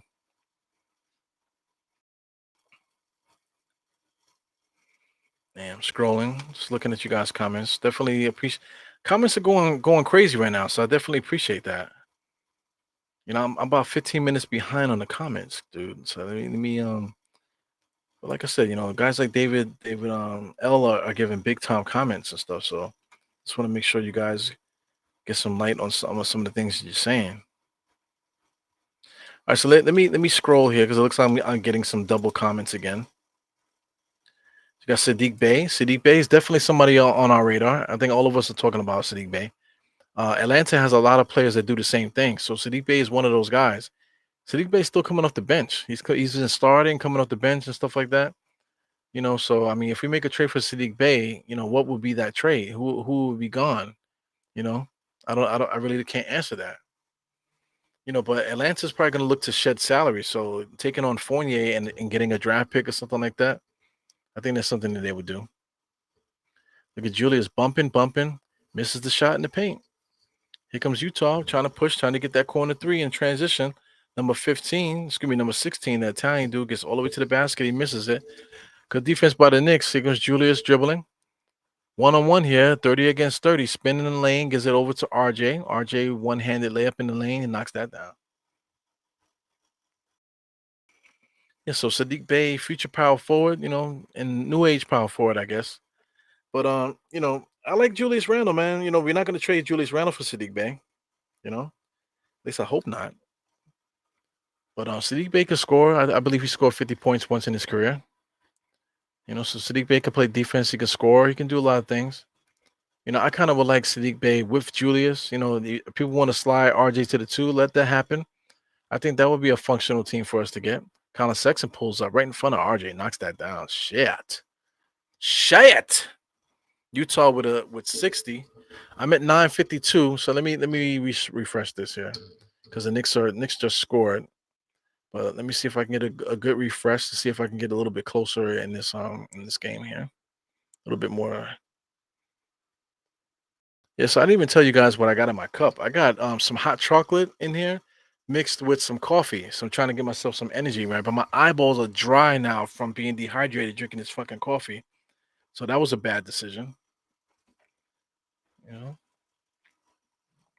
Bobby Santiago definitely don't have any energy. But having that extra player will give you that energy. Uh-huh. We agree with that. Yeah, man. So let's get back into this game. I'm definitely caught up with your comments and stuff. I'm looking at you guys. Who's that there? Sexton comes down and scores again. So here comes Brunson, pushes it, gives it over to RJ. RJ, top of the key there, gives it to Julius. Julius, I guess he attacks three Utah players. He got hit, no foul was called. So 60 to 62. Third quarter right now is tied up. Tied up in the third quarter, 10-10. Good pass for Olenek there. Julius Randle gets caught with the foul. Yep. A little bit itchy too, man. I don't know what the hell's going on right here in the back. I got a little bit itchy back here. I don't know what the hell that's about. Yeah, man. From early on, this fan it was making my eyes itch. Making my nose itch. So now my head is itching, man. So I don't know if I touched something, got allergic reaction to something. Maybe the dust is fucking with me. I don't know what's going on. Utah trying to get the ball in bounds. It goes number 16, top of the key, looking. Gets it over to Colin Sexton. Dante DiVincenzo is chasing that motherfucker. He was chasing that dude like they were playing tag and shit. But Colin Sexton turnover. Brunson pushing the ball up the court.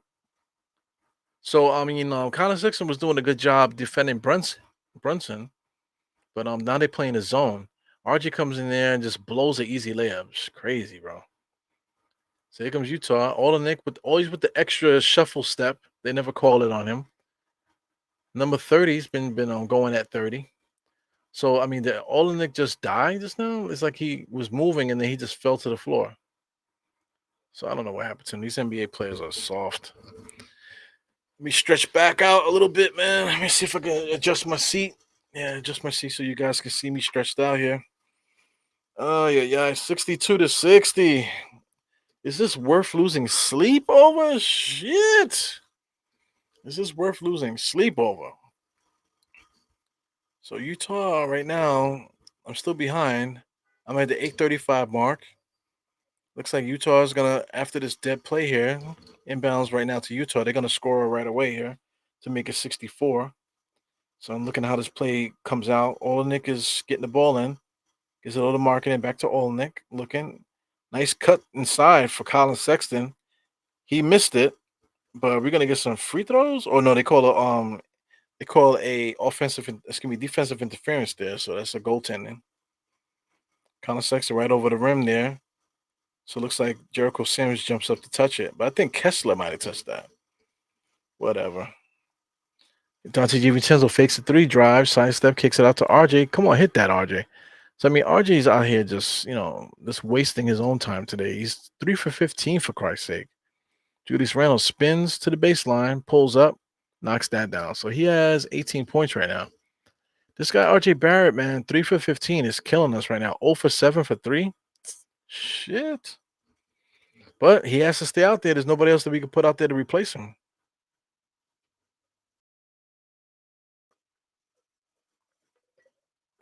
Olenek fakes the three and kind of froze the Knicks there. Catches Kessler on the drive. Kessler gets a nice little layup.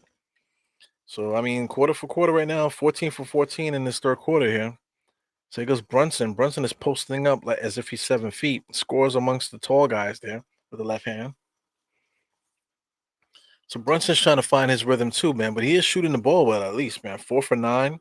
Not really forcing much there. 13 points, 6 rebounds, 4 assists. Decent game.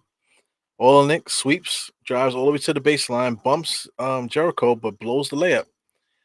Wow. Jericho Sims almost dunked the ball on the opposite side. Here comes Brunson, gives it over to RJ. RJ up and over, misses the layup, but he's going to get some free throws.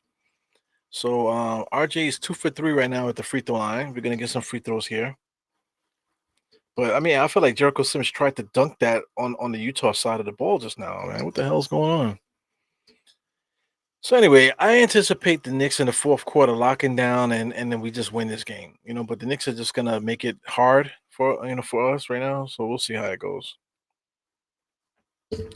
So Santiago saying Brunson needs to take over.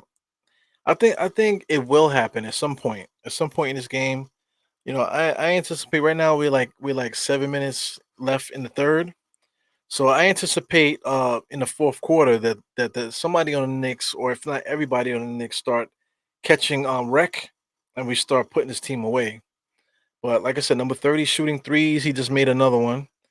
So these guys got confidence right now. You know what I'm saying? So hopefully the Knicks do something to snap these guys out of it. Knicks about to score here. RJ kicks it out to Julius. Julius doing his dribble thing. Pump and dump inside to Jericho. Good head of steam there. Able to get up and dunk it. So, I mean, Mitchell Robinson could do it. So could Jericho Sims. What is the difference? You know what I'm saying? Jericho Sims right now only has 2 rebounds. He only plays 16 minutes, got 2 rebounds. Mitchell Robinson is the better rebounder. But when it comes to dropping off passes and stuff like that, Jericho could finish just as good, if not better, than Mitchell Robinson on the inside. You know, because Mitchell Robinson is only looking to dunk. Man, did he get over? He got there really quick, man. 10:37, man. Third quarter. 10:37 at night. Sheesh. Oh my god. Like I said, I'm itchy. I don't know what the fuck is going on. Why am I so itchy? Like I said, I think that fan is like making me itchy. It could be my computer too, man, giving off some weird fumes there or something. Definitely itchy right now. I don't know what the hell's going on. Oh my god. What are we gonna do without our Knicks, man? I mean, right now, it feels so good that the Knicks are winning. We are 13-9. So without being greedy, 13-9 is respectful. It's a successful team so far. Right now the Knicks still have to work because you never know. We might we could easily like start losing, our position here. We could start losing and become a bad team. That could happen so quick. But I think the Knicks are where they're supposed to be, 13-9. So we're in a good spot, man. But it just sucks that the Knicks have the ability to get better. And it is what it is. Knicks have the ability to get better, but we're afraid to use our shit. Yeah, man. So here goes a mighty finesse. A mighty finesse has to say something, right? He says, "Cause you don't shower, man. Fuck you, man. My dirty ass. Yeah, yeah. Absolutely stinky, stanky, danky, danky.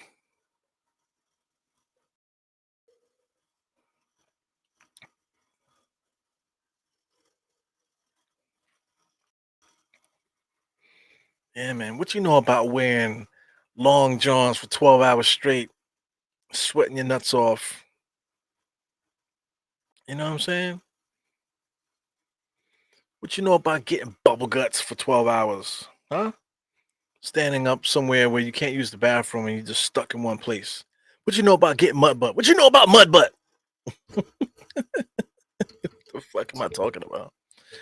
Adios, mia. What am I talking about? Yeah, man, but I'm definitely getting dehydrated, man. I got another cup here. Got a cup of something that I poured earlier that I never finished. Looks to be yucky, but I'm still gonna drink it.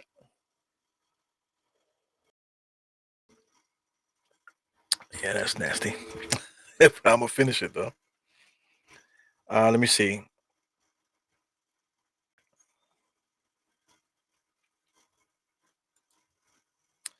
So, Santiago, he says, that's why he moved to Charlotte. Yeah, Charlotte looks nice, man. I really want to go to to Charlotte. I think Charlotte plays. See, that's the thing, man. I'm married. I got kids, man. So I mean, I can't just up and leave my family whenever I want to. We are gonna go. I think Sim is gonna plan a get together to for the next Washington Wizards game. So I'll probably be out in DC for that. But just to look ahead here, Julius just scores on the inside. So the Knicks tie the game back up now. But spoiler alert, Utah's going to score right now. So Utah comes here. Colin Sexton has the ball, gets all the way into the paint there, fakes right in front of Jericho, and Wessler gets the layup. So Jericho came in there to stop Colin Sexton, but nobody picked up his man. Here goes DiVincenzo, pulls up for three and misses that. So no timely buckets today for the Knicks. So I'm trying to see. I'm trying to look ahead, but let me give it a second. All the niggas pushing up the ball here. It goes Colin Sexton, just launches a 3-point shot off the front of the rim, no good.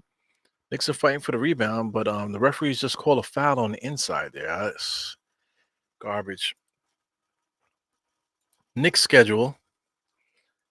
Let's check out the Knicks schedule, guys. I mean, I said Knicks schedule, right? So does this look like the Knicks schedule to you guys? Yes, it does. So anyway, let's just do this. So I'm looking at the next time the Knicks play Charlotte. So I know the Knicks play Charlotte in January. So I'm just looking. Still got some basketball action going on here. So here it goes. This is on January 29th. So Julius is at the top of the key here, is working against number 30. Number 30 over to Josh Hart, back to Julius. Julius is working on 30. Cross court pass in the corner to Brunson there. Brunson pulls up for three, no good. Chenzo drives in there trying to make something happen. He's on the floor now. Olenek gives it over to 30. Back to Olenek, cross court there to number 16. And he knocks down the three. Yeah, man. So I mean, this Utah team has a lot of confidence. But this is the game here, January 29th, where we play against the Charlotte Hornets, man. So this is the date here that if we're gonna see Charlotte, this is it right here. So if I'm not mistaken, I don't know if the Knicks play Charlotte again. So since it's here, all the Knicks top of the key takes a screen from Kessler there. Utah is very close up on each other. Colin Sexton's trying to space guys out. Takes a screen from Kessler, full head of steam all the way to the basket, but Jericho Sims blocks it. Olenek was able to get the shot up before the shot clock violation, but it is a shot clock violation. So, like I said, January 29th, I just want to see if Charlotte, we play Charlotte again. Just scrolling. I think we play Charlotte at the end of the year. So let me see. So we're talking about April. Yeah, so I think that's it. I think that Charlotte game, January 29th, is the last time we play Charlotte for the year. So that sucks because I really wanted to try to make a game to Charlotte. But January 29th, I'm just worried about the weather. I'm worrying about it being extra cold, for January 29th. So that's the game there. January 29th is the next opportunity to go to Charlotte. So anyway, back to the Knicks action. We got number 16 over to that's Kendrick Dunn there. Nice little floater in there in the paint. 76 to 71. Knicks are fooling around with this team, man. 24 to 21 in this third quarter. Julius gets the ball. Utah's playing a zone. Julius Randles just broke the zone there. IQ on the outside there. Kessler jumps in the air. IQ didn't even try to take advantage of that. IQ sidesteps, gives it to Julius. He got 2 seconds on the shot clock. He got to put the shot up. Shot clock violation. Damn. Knicks can't score, man. This is not fun. This is not a fun game to watch. Yeah, so back to Santiago and maybe Geraldine and stuff like that. How is it watching a game in the Charlotte arena? You know what I'm saying? What's the vibes in there? Because I definitely would love to see it. I know downtown Charlotte is really pretty. I've been doing a lot of research, about January 29th, about where I would where I would stay, the type of things that I would do. I've been looking around on Google trying to map that out if I do go, you know. So I mean, he goes another dunk in there. I think that's Kessler with another dunk on the inside. So Kessler is doing his best Mitchell Robinson impersonation inside, standing underneath the rim getting dunks. Brunson crossed the shit out of Kendrick Dunn, pulls up, no good. Hartenstein was able to snatch an offensive rebound there. Here goes Julius. Julius, top of the key there on the right hand side. Back over to IQ. IQ fakes it. So Utah is definitely playing good defense against us. Julius is trying to create something. Nice move, man. Spin on the inside for the left-hand finger roll. Beautiful shot there. Yeah, a lot of New Yorkers. So you will be at the Hornets game on January 29th. So like I said, I want to see what I can do with that. Like I said, I don't know if my wife will let me. Not about her letting me come out there, but it just doesn't sit right with me just to keep on being away from the family like that. Sleeping out without my wife and without the kids is just kind of weird. Kids have to be in school too. I can't take them out of school for this. Yeah. Yeah, I know it, man. That's what people keep telling me. So anyway, Knicks get the rebound here after Utah stop. Josh Hart pulls up, pushes the ball, gives it to Brunson. He misses a three. So here comes Utah. Knicks are definitely not taking advantage there. Kessler way ahead of everybody, jumps up, and they call a foul. I don't even see who touched him. He just falls out of bounds, and they call a foul. Yeah. This is weird, man. Oh, definitely not fun calling this game, man. Football is any given Sunday, but basketball too, man. Utah does have 7 wins. So it is possible they can win a game. They can win another game. I just wish it wasn't against the Knicks. Right now, Knicks don't have anything going right now. You know, like I said, it's not. It's easy to blame certain players, man. But Brunson's not playing well. Julius had it going earlier on, but he kind of like lost the luster a little bit. RJ hasn't had it going yet all game. And then we just have nobody else. Quickly, he has 12 points in 12 minutes. He hasn't been back in the game yet, so we didn't really see what he can do yet. But I just don't think we have enough, man. We don't have enough. We work too hard on defense and rebounding and stuff like that. And we just don't have enough guys that could just put the ball in the basket. Shit sucks. Got Jets for life here, man. Shout out to the Jets. Jets. He says RJ is trash. He is, man. He is. But every team, even like winning teams, you want to talk about like back in the days with Jordan, right? Jordan won 6 championships. How many bums did he have on his roster? He had a lot of bums on his roster. But if you can get the bums to all play together, as one, under good coaching, under good leadership from the alpha guys on the team, then it could work. A lot of luck too. You know what I'm saying? You get guys to fill roles and things could work. But they had plenty of bums that team. Shout out to the Golden State Warriors. The championships they won, especially the last one. The last championship, they look like they shouldn't have won that last one. But if you look at their roster, just a bunch of bums, a lot of bums on that team. But like I said, you could put guys in a proper role. Guys could function and stuff. So that's the issue with the Knicks, man. I just think the Knicks have too many role players, and we don't have enough guys that can just make shit happen. Because we're lacking a superstar. Golden State, they had the Splash Brothers. Both of those guys are going to be Hall of Famers. Then they added DeRozan to that. Not DeRozan, Durant. You know, so had a lot of good players there. Jordan Poole was coming off the bench for them. For the last championship. But it is what it is, man. Knicks don't have that luxury yet. I feel like we're just one trade away from making that happen. It could be jet lag or just the simple fact that they're playing on away. You know what I'm saying, on the West Coast trip.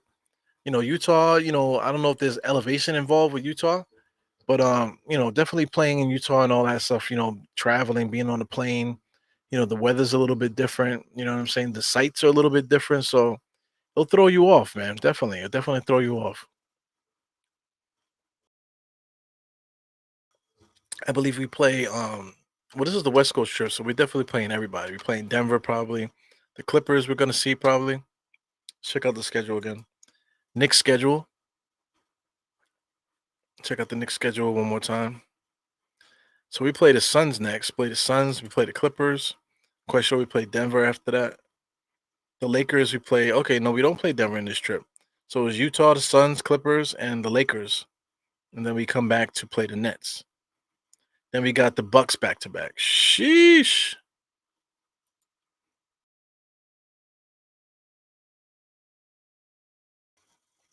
Shit is crazy. It was Geraldine. So Geraldine said, that's up to the coaching staff and their players to their players in a better position. Absolutely. But are we tired of talking about that? Tom Thibodeau just does not have a handle on his roster. Julius step back 3-point shot. He knocks that down, man. So I know that's gotta feel good hitting a big shot like that. Knicks haven't had a big shot in a long time in this game. Not since the first quarter. So we got Horton Tucker over to number 23, back to Horton Tucker. Takes the screen, got a switch now. So between Marketing and Grimes, a little bit of bumping and grinding there. So defensive foul there by Grimes. So Olynyk's gonna get free throws. That's garbage. But the Knicks, I guess, are in the penalty.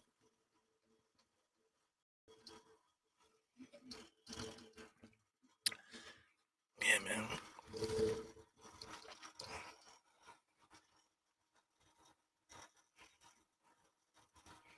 So let me ask you this, So I gave, you guys know I gave up drinking. For guys that've been watching the channel for a while, I used to actually drink beer live on the channel. Sometimes I would have some whiskey while I was podcasting before. I gave it up. So now I'm back drinking again. As the Knicks are down 83 to 79. Uh, what do you guys think about this? Goya Coquito. What do you guys think about these Coquito kits here? You know what I'm saying? This is it's nothing special. It's not a secret. To make Coquito.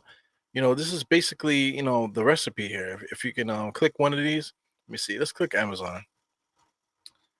Is this my Amazon? Uh, Anyway, it doesn't matter. Just take a look at this. If you look at the screen there, it's basically evaporated milk. You got cream de cocoa, you got coconut milk, you got some condensed milk there, and then you got cinnamon.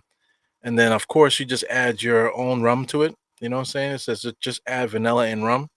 So add whatever amount of vanilla that you like for taste. The cinnamon is also important, and then whatever rum that you like. Some people like to put Hennessy and all this other stuff in there too. So it depends on what you want. So I mean, what do you guys think about that? Some people really hate this. They're like, the white people are taking over, but Goya is not a white company. But like I said, the ingredients is not like secret. Anybody can make coquito. Shout out to people that sell it on Etsy, for Christ's sake. Like, why would you buy? That's basically like illegal moonshine. You know what I'm saying? Or like nutcrackers. Would you don't know what they put in it. So I would rather make it myself. Usually I make it, but I haven't made coquito in 2 years. So I'm thinking of making a big batch of that shit. Just so we can have it with the family and stuff. Yeah. So what do you guys think about that coquito, those coquito kits? So here we go, 86 to 84. No timely buckets yet by the Knicks, right? The Knicks are just trading baskets here. Here goes Nick, man, with a bone up his ass. He tried to get the last shot of the third quarter. No foul was called. Oh no, no, the fucking referees called the foul. So that's bullshit. So here we go. Nick gonna squeeze 2 points off the board with no time on the clock. This referee right here, the lead ref, he's a dick. Like the Knicks have a lot of history with this ref. The guy that's right here talking right here, we have a lot of history with this guy. So I got a feeling that this is gonna come down to some bullshit eventually at this point in the game. So let me plug my audio up in here so I can He bumps him. so I can listen in. On the clock when he bumps him as he's going up. So we got tenths of a second when he hits him. So I mean, the old league they wouldn't have called that. It would have just been no call, you know. So let's get into some alcohol. I mean, this game is boring. I got to tell you, this game is fucking boring. The Knicks can't score. We're playing against a team that's not that good. The Knicks are a step slow with these guys. I don't know what happened, but it just sucks, man. Yeah, man, we're not a good team right now. But yo, you say like say Geraldine, if you say that on Twitter, you're gonna get a bunch of people attacking you. You know what I'm saying? Oh, you don't know sports, this, that, and the other. There's good teams all over the place, and this, that, and the other. Yeah, but regardless, the Knicks are 13-9, which is a winning record. You know what I'm saying? We're not complaining. It's just that these Knicks are not that good. 13-9 is decent. But we want to win a championship. You know what I'm saying? So we're not on the championship level at all. And it's frustrating. It's frustrating to watch these games night in and night out, knowing that we can easily make one trade and maybe sign one player to help out that would actually put us in that category. But for some reason, the front office is waiting for that special move. They're waiting for that special move. So he said, Remy Martin, and Red Bull Classic. Yeah, man, I haven't had Remy Martin in so long, man. Remy Martin used to be on my short list of things I used to go to. Yeah, coquito is definitely diabetes, man. Diabetes in a box. I mean, diabetes in a bottle. You know what I'm saying? A lot of sugar, the evaporated milk, not evaporated milk, the condensed milk, man. You got to put a whole can of that shit in there. Putting a whole can of condensed milk in something, man. That's you looking to get your foot cut off, man. Shout out to my Haitian people with the cremas. We actually call it cremas. You know what I'm saying? My Puerto Rican side, my sisters and my half sister, both my half sister, she's also Latino. You know what I'm saying? So we call it coquito. My mom, she's not Spanish. My pops is Spanish, but just by osmosis, my mom's is Spanish. She could really cook some good Spanish food too. You know what I'm saying? Just being married to a Spanish guy for so many years. my dad and stuff. So my mom is basically Puerto Rican by association. Yeah, but so we call it coquito, but definitely with the my Haitian peeps, we call it cremas. So regardless, it's basically the same drink. Something is a little slightly different, little bit of Haitian spice compared to the Puerto Rican spice. But this shit is good though. Absolutely, shit is yummy. But like I said, you drink too much of that shit, man, they're gonna cut your foot right off. Cut that shit right off to the nub. Walking around like you're fucking Captain Hook and shit with a fucking wooden leg or some shit. I don't know. Terrence Mosley in the place. What's good, man? Terrence Mosley done changed his avatar, baby. So this team defense is trash. Yeah, man.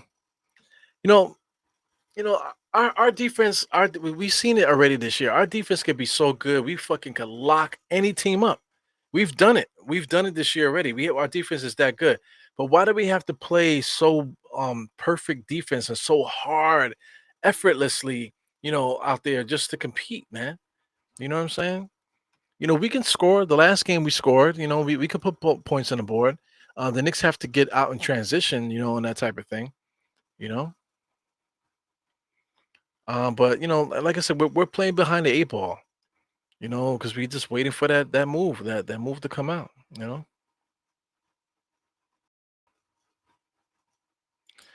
Okay, so this is who's this? This is David L. David L. He says, now we above average.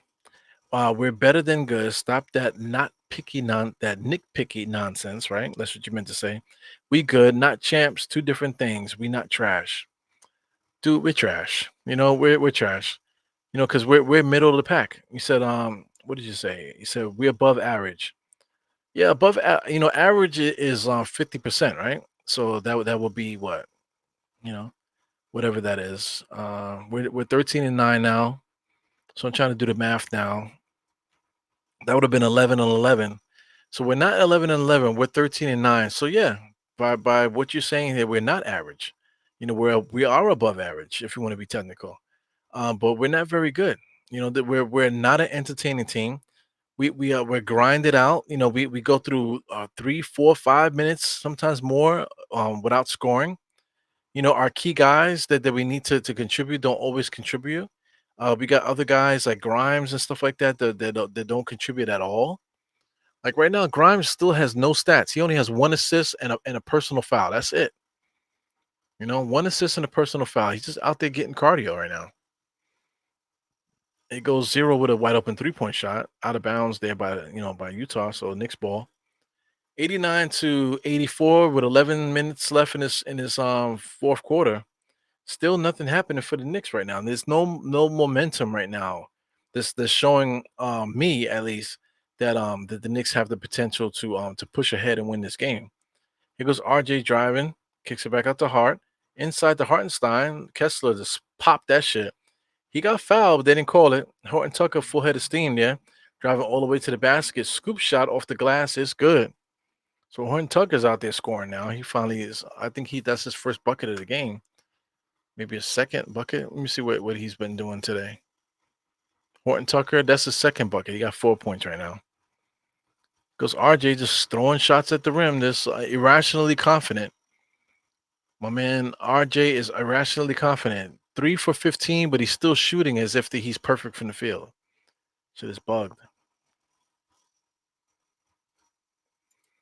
Yeah, I think Melo gave up too soon. Melo probably could have still played, but he said on his podcast he didn't want to be one of those guys that be chasing rings and shit like that, playing in weird jerseys just so he can continue his career and win a championship. Hopefully, he didn't want to be that guy. So I get it. Sometimes you got to know when to just let it go, know when to fold them. You know what I'm saying? So Santiago, he says, no, it isn't. You know how many Puerto Rican people lived a long time drinking that for Christmas? Yeah, I get it. Not only coquito, man, but a big ass fucking pig roasted in the oven too, man. Puerto Ricans live on the pig. Shout out to Kessler working hard on the inside, man, against these Knicks. Tapping and whapping, finally got a shot, and he's gonna get the foul. Lord help me. 93-84. This is the wrong side of The points that I thought, man. I would have never thought playing this game that the Knicks would be down by 10. So Kessler did not hit his free throw, so the Knicks are still down. But it looks like the Knicks are not going to score, and then Utah is going to come back and score. So the Knicks are down by 11 right now. So let me see if I can refresh the stream. For some reason, I'm definitely losing time on the stream. I don't understand what's going on right now. But Knicks are down. It's 10 minutes, right? And Knicks are down by 11. Shit is crazy. So this is my man Tracy said, your man talking about Josh last night. The pod said the Knicks aren't one player Knicks aren't one player away for being serious. Don't know what he meant by that, but I agree with you. Yeah. Josh always wants to argue, man. I love talking to Josh, but he always wants to argue. He went like twice. He said he disagreed with me, and then he makes his point, and he basically said the same thing I said. It's like, well, we actually don't disagree because you said exactly what I said, and I said that twice to him. So he's just always ready for that debate. He loves debating. You know what I'm saying? So it was a good show. I enjoyed talking to Josh and stuff. But like I said, me and Josh kind of agree about a lot of things, but he just always loved there's certain points like Mitch Robinson we will never agree on, and what's the name, James Dolan, we will never agree on. So those are just 2 points that we just like sit firmly on our hills there.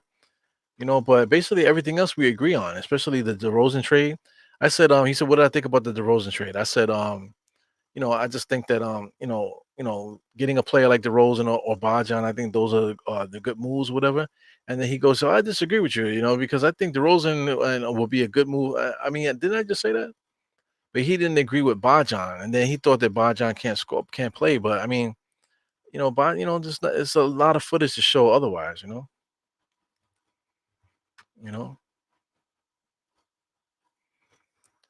So I mean, just like a spot, not a spot starter, but a legit starter, a legit NBA starter will be more than enough for what the Knicks need right now. You know.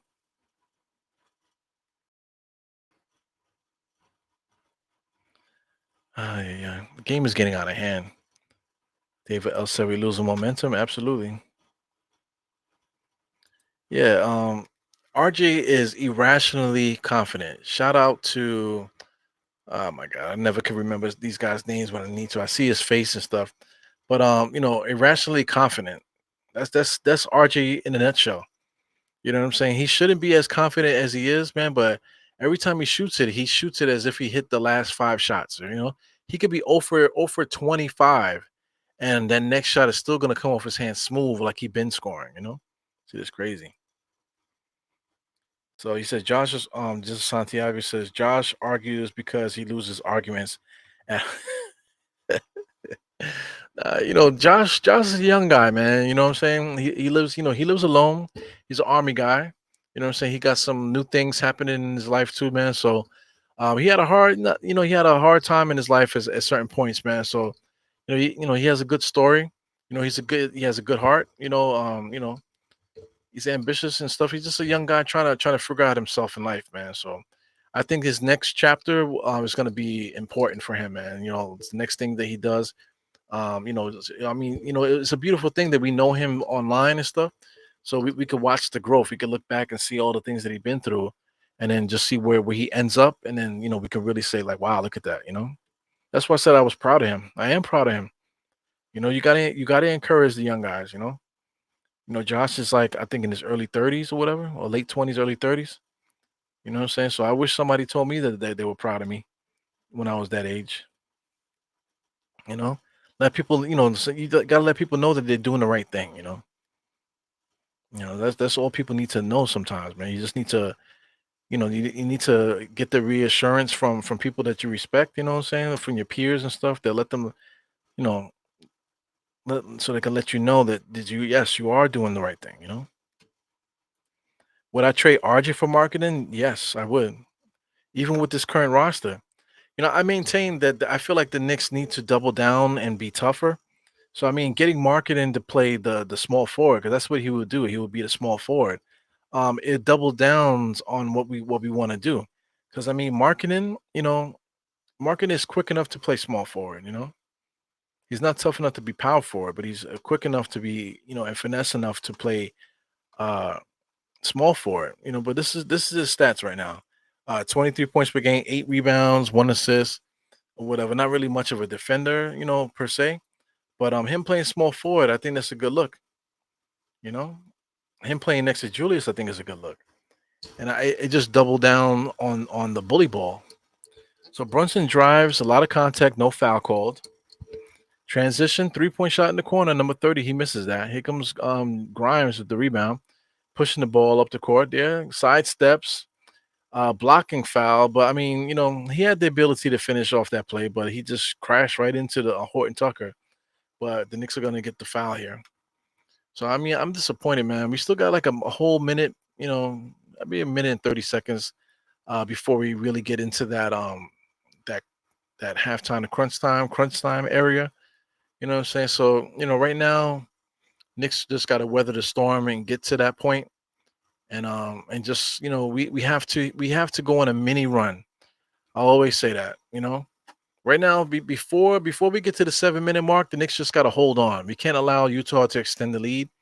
Maybe we could chip away a little bit, but absolutely, when it gets to that 7 minute mark, we have to cut it to we have to go on a 5-0 run. You know what I'm saying? And I think that will put us in the right spot.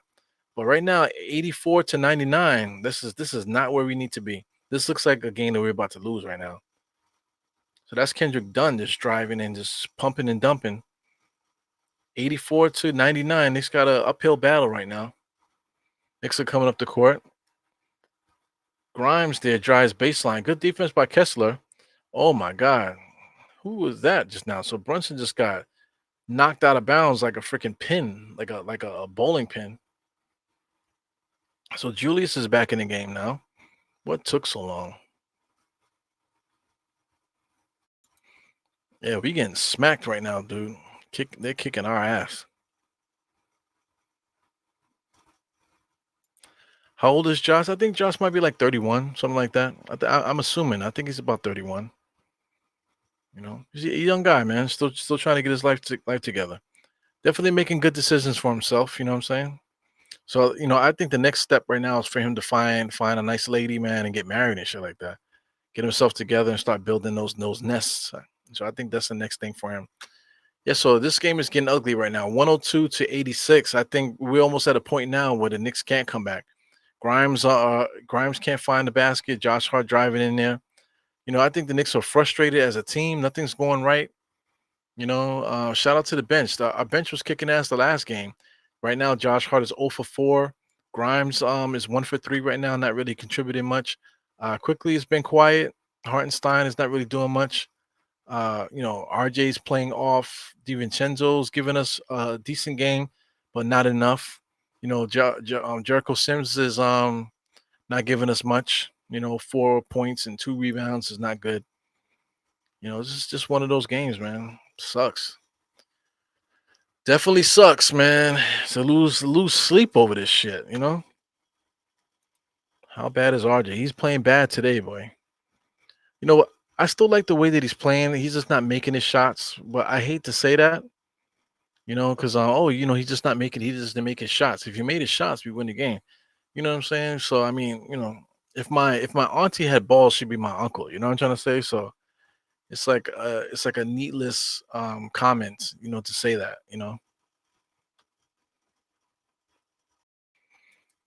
Yeah, man, it's definitely not worth it, man. This is definitely a waste of time. But I mean, we hanging out together. We enjoying our Knicks together, So we're kind of like going through the motions there. But hey, listen, man, if you're tired and want to go to bed, man, take your ass to bed. You know what I'm saying? 11:10 in the evening, watching this garbage.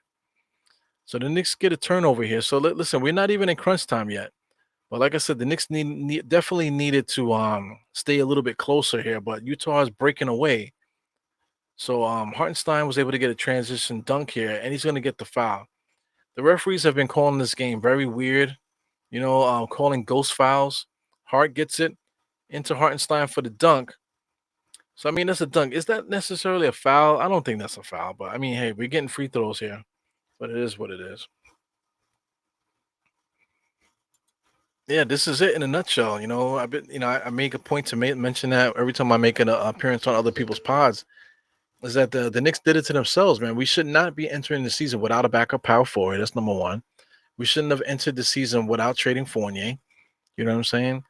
We should not have entered the season without another tall wing, without a wing player that's like 6'7" at least, coming off the bench or something like that. We failed this team because this team is a hard-working team. As Julius makes a no-look pass to Grimes, he misses another shot. So I mean, as far as what the Knicks do good, and as far as us working hard, playing defense and that type of thing, as number 30 sails in there and gets a nice little layup.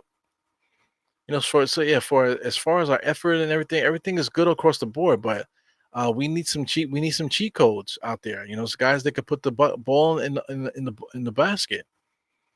Guys that can help out on the defensive end. Horton Tucker spins and wins. Oh my God, 106 to 89. So we're in crunch time now. 6 minutes left in this game. So and the only thing that's going to happen right now where the Knicks could come back to win is if the Knicks literally start locking this team up and just start hitting some immaculate shots. But then you're going to start talking about some of the greatest comebacks in Knicks history with this bullshit. This is garbage, man. Carson said, "I can't believe it. I can't believe it either, man." Early on in this game, and especially that first quarter, we were 31 and 22 for that first quarter. And it looked like it was gonna. I was saying it. It looked like this is no way that this Utah team is gonna come back to do anything to us. And then, sure enough, here we go for the last three quarters now. Utah beat us 30-19 in the second, 37-34 in the third, and now here in the fourth quarter, 17-6. Garbage, bro. Garbage. So it's at this point now where the Knicks basically have to blank them for the rest of the game. We have to blank them, and then we have to score in order for us to win. We're down by 16. No, we're down. Is that 16? Yeah, we're down by 16. There's no excuse for this. Fournier definitely should be in the rotation. The Knicks are not that good to not have Fournier out there. Fournier is 6'7", right? Let me see how Fournier. Yeah, Fournier is 6'7". So Fournier could play small forward just because of the height alone. He doesn't rebound well. He doesn't play defense well, but somebody that's being paid $18 million a year, you can't find minutes for him, and he's healthy, nothing wrong with him. It's crazy. DiVincenzo wide open for three. He knocks that down. So cuts the lead to 13. Still plenty of time. Anything can happen in the NBA. The guys can come back and win. But if they come back and win, it's gonna be one of those things like shit. Like really, you want me to be excited by you coming back against this team at the end? We should never be in this position to begin with.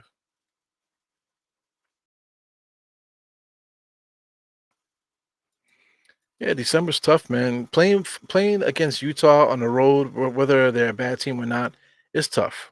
It's definitely tough going to Utah. There goes the first yawn. Same arguments. RJ's the third pick. There's no reason why he should be this bad, especially somebody that's been one of the better players in his age group. In his year. He was the best player in his year.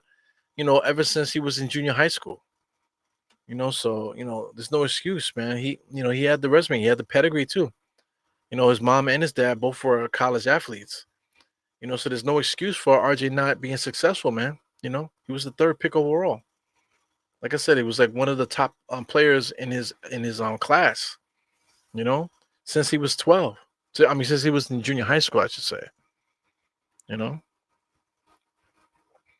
Also, too, man, this is one of those games where, like, if there's a trade to be made, I think today should be the day. Like like heads should roll. Like a lot of people say, December 25th, Christmas is the time where like 20 games. Oh, it's got to be 20 games, right? But if you look at the our record, we're 13-9, so it's past 20 games already. You know what I'm saying? So 25 games. Some people say 25 games. All right, cool. Next couple games is 25. You know what I'm saying? Now we're talking about trade deadline stuff. The trade deadline is February, the first week or the second week of February. I mean, something needs to happen. First not to make a move. Then what is the move they were waiting for? Yeah, man, it's crazy. Yeah, it's definitely not fun following our team, knowing that like all we need is that extra player.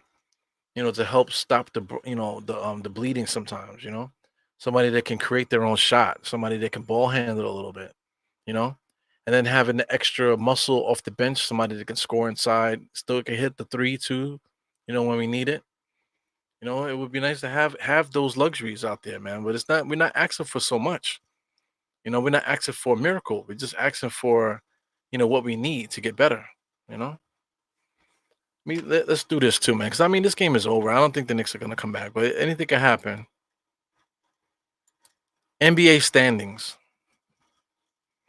So I'm just gonna look at the Eastern Conference, man. These let me see. These are the teams that are ahead of the Knicks. The Knicks right now are in the sixth spot. So we got the Pacers at 5, 76ers at 4, Bucks at 3. The Magic is the second best team in the East. Lord have mercy. Celtics are the best team. So I mean, the thing with the Celtics, right? The Celtics added Chris Stapps, and that was the best thing they ever did. You know what I'm saying? So they have a really good team there. Shout out to Drew Holiday. This is Celtic. Great moves, man, to make their team better.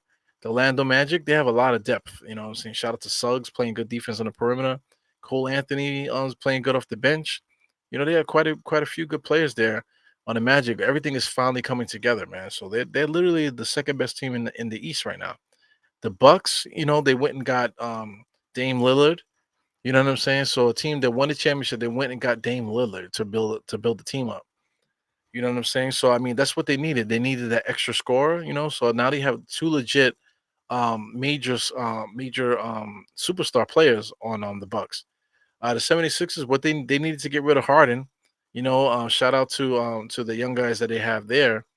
They're all playing really good there. So I mean, that's the way the Sixers want to play, to build around Embiid and stuff like that. So they basically built around Embiid. They're playing really well. So they are where they should be.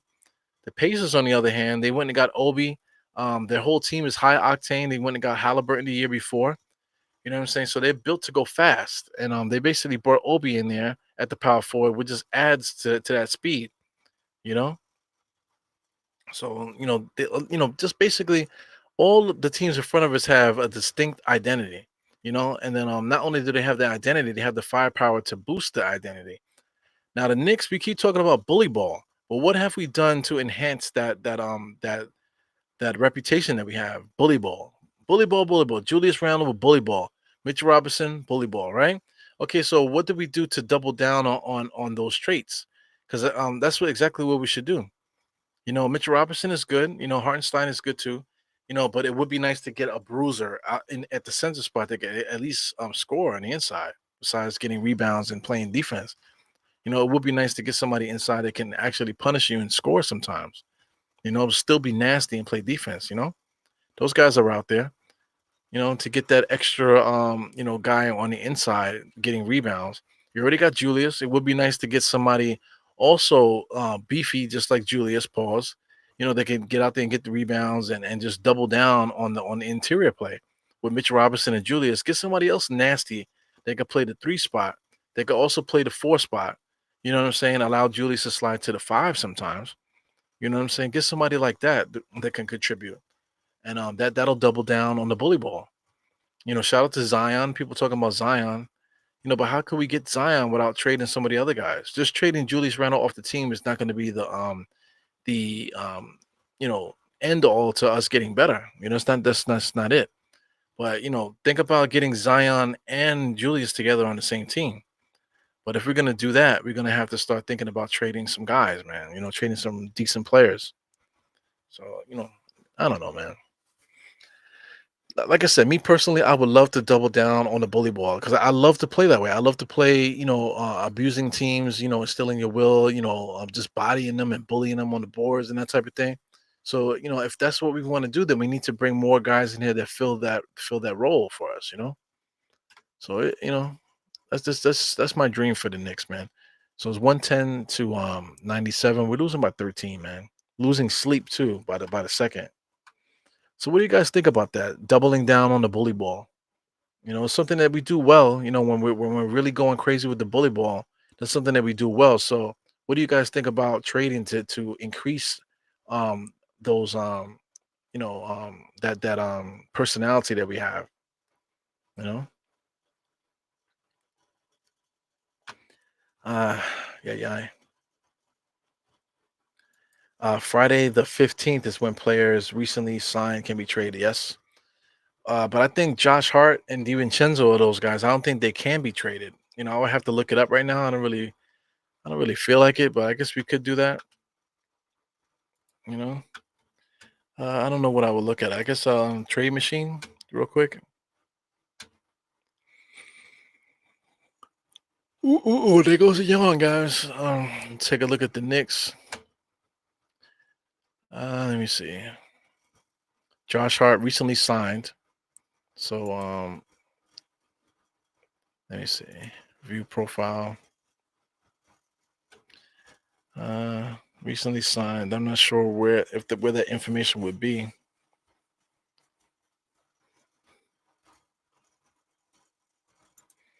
Let me see the contract. Recently signed. Yeah, it doesn't have that information there. Like I said, there's another site that I can go to get that answer, but I don't feel like it. I'm tired, guys.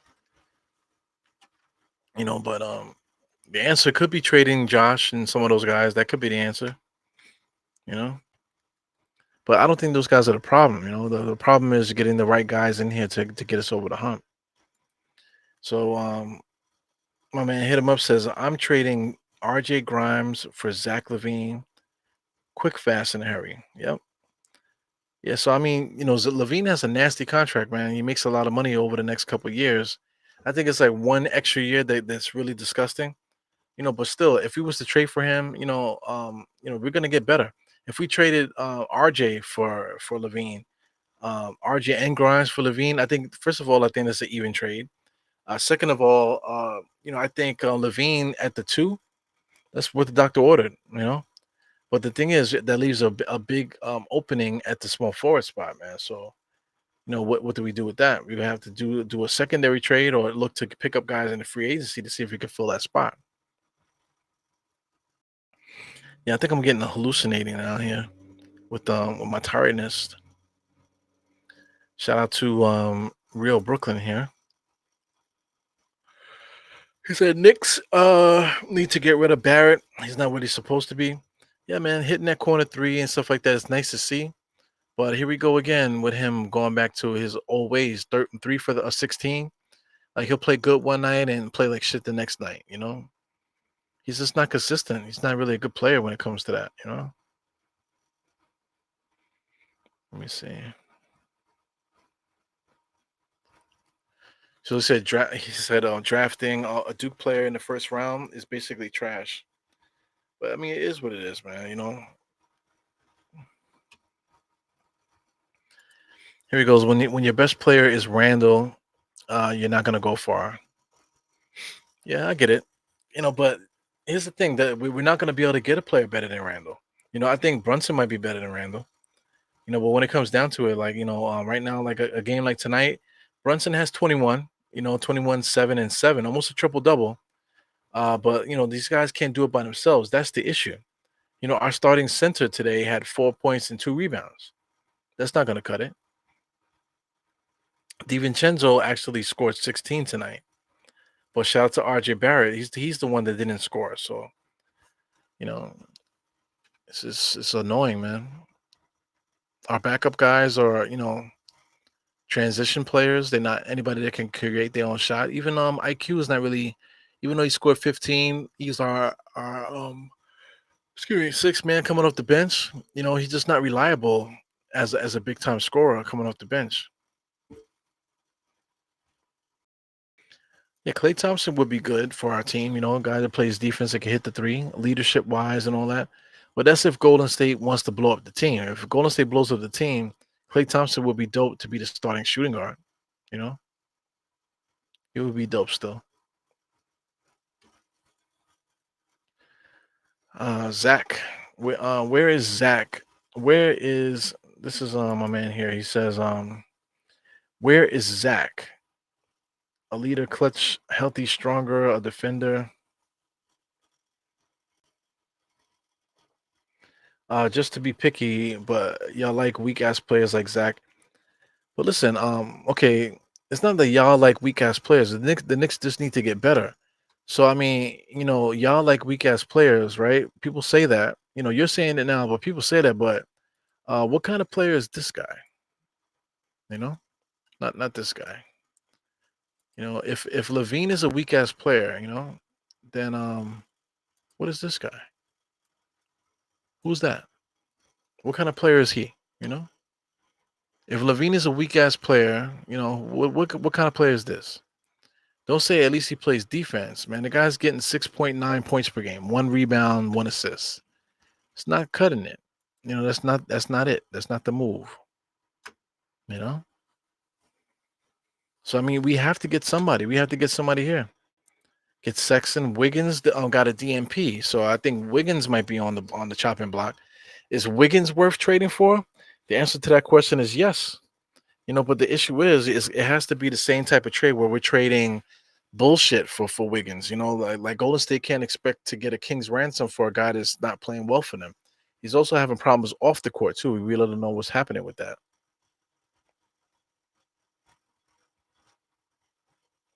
So Real Brooklyn said, Zach Levine is not the answer. But like I said, it's not about getting the answer. It's about getting better, as a team here.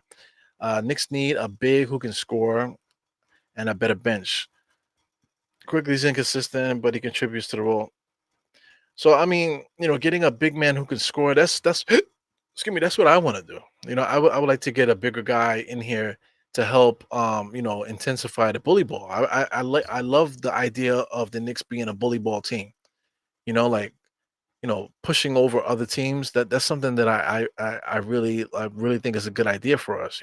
As an identity. You know. So he says Grimes, iHeart, and Fournier for Wiggins. That's possible. Because you want to talk about backup center, Jericho Sims, as we can see, he could play backup center, not very well, you know. But Mitch Robinson is out, so if we get rid of iHeart, we're gonna have to add another player some kind of way at the center spot.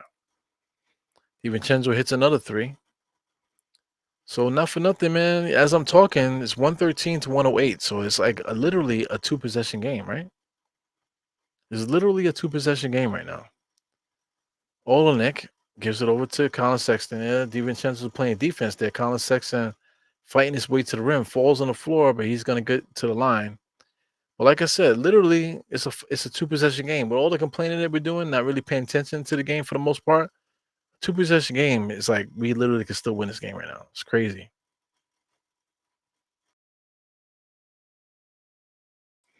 Yo, Jaden Duran was our player, the guy on the Detroit Pistons. That was our player. We drafted him and then we traded him to Detroit. So it's crazy.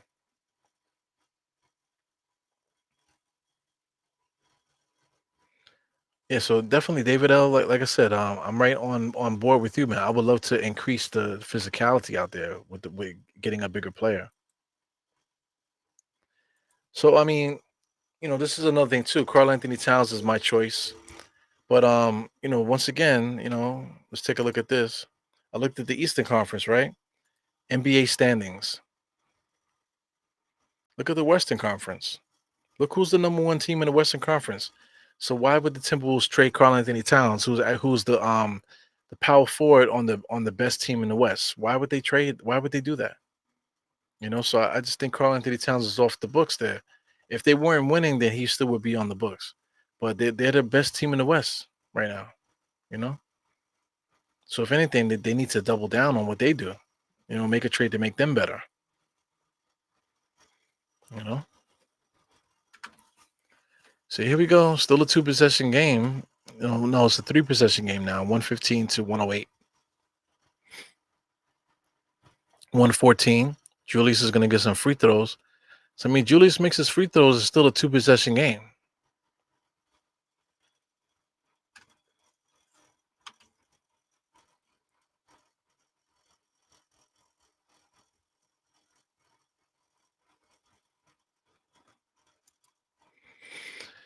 Yeah, Jaden Duran has great footwork. That's something that has to be taught, whatever. But as a young player, he already has a really good sense of positioning, good sense of footwork, boxing out and stuff like that. So it's all about him getting the confidence and just polishing that up.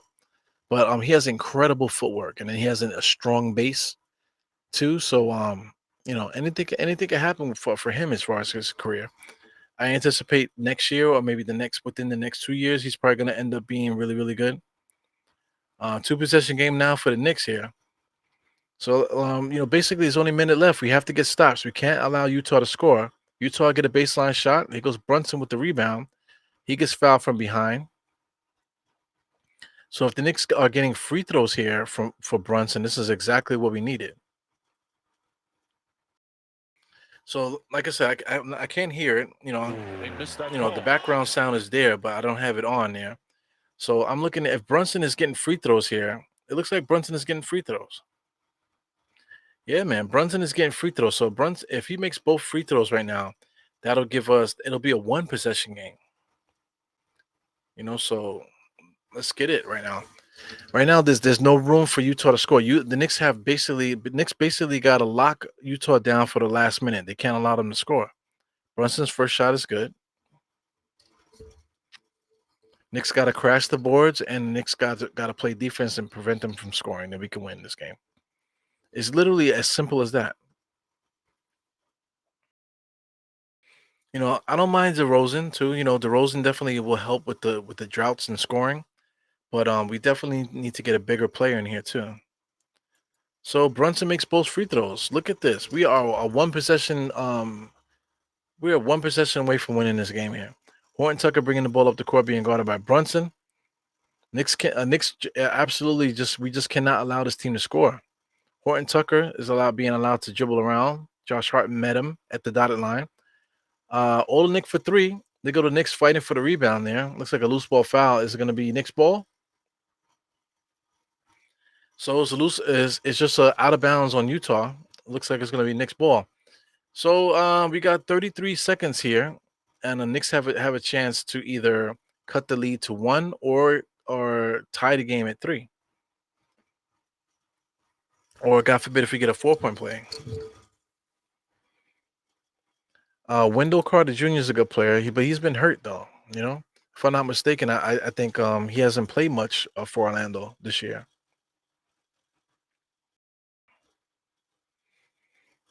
Yeah, drafting a player is not going to help at the moment. Well, we definitely wasted the last two drafts. We absolutely wasted the last two drafts, so I get that.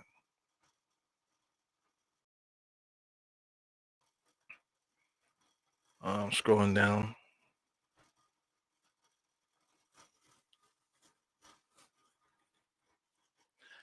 So I mean, who's missing the last 10 minutes is RJ, but RJ's been playing like shit, 3 for 16. Just still shooting even though he's playing bad. You know what I'm saying? So I mean, that's the reason why RJ's not out there. He's just extremely cold right now. So I mean, if the Knicks could push overtime, that would be interesting. But I mean, I don't know if I could survive with overtime, man. I feel like the Knicks need to win in regulation because I don't know if I got a 5 extra minutes right now. I'm extremely tired. It's 11:35. 20 seconds left here, man. 33 seconds on my clock. I'm looking at the game clock. I see 20 seconds. Utah hasn't scored, and the Knicks haven't scored either. So right now, the Knicks are getting the opportunity inbounds here. So Brunson's taking the inbounds. Like I said, I'm at 33 seconds. Gives it to Julius. Julius being guarded by a point guard. He bullies a point guard, kicks it out to Josh, has a wide open shot, misses it. IQ with the rebound. IQ kicks it out to Brunson, but Brunson pulls up for three. He misses it. So I mean, that 3-point shot would have tied the game there. He did. All these guys had good looks. Well, we got 20 seconds here with Utah with the rebound. So I believe that was the game. I believe that was the game. The only way the Knicks could win right now is if we foul right away, and then just start playing the free throw game. So it looks like that's what's happening.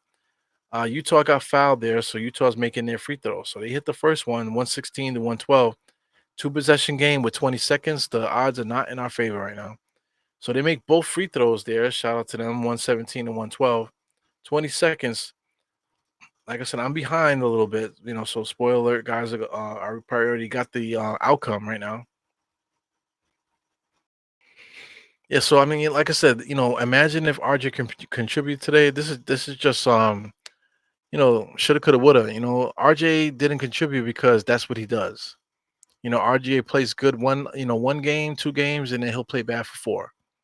That's what RJ is. Like when you're talking about players that at players average, that they average, like he would get 30 one night, and then he would get bad games, 2 or 3 bad games back to back.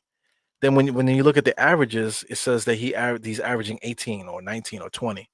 You know what I'm saying? But you know, he scored 35 one night and then 5 the next. So it's just weird. Oh my goodness. So I mean, 20 seconds left. Knicks definitely don't have much time to work this out. They definitely need to shoot quickly.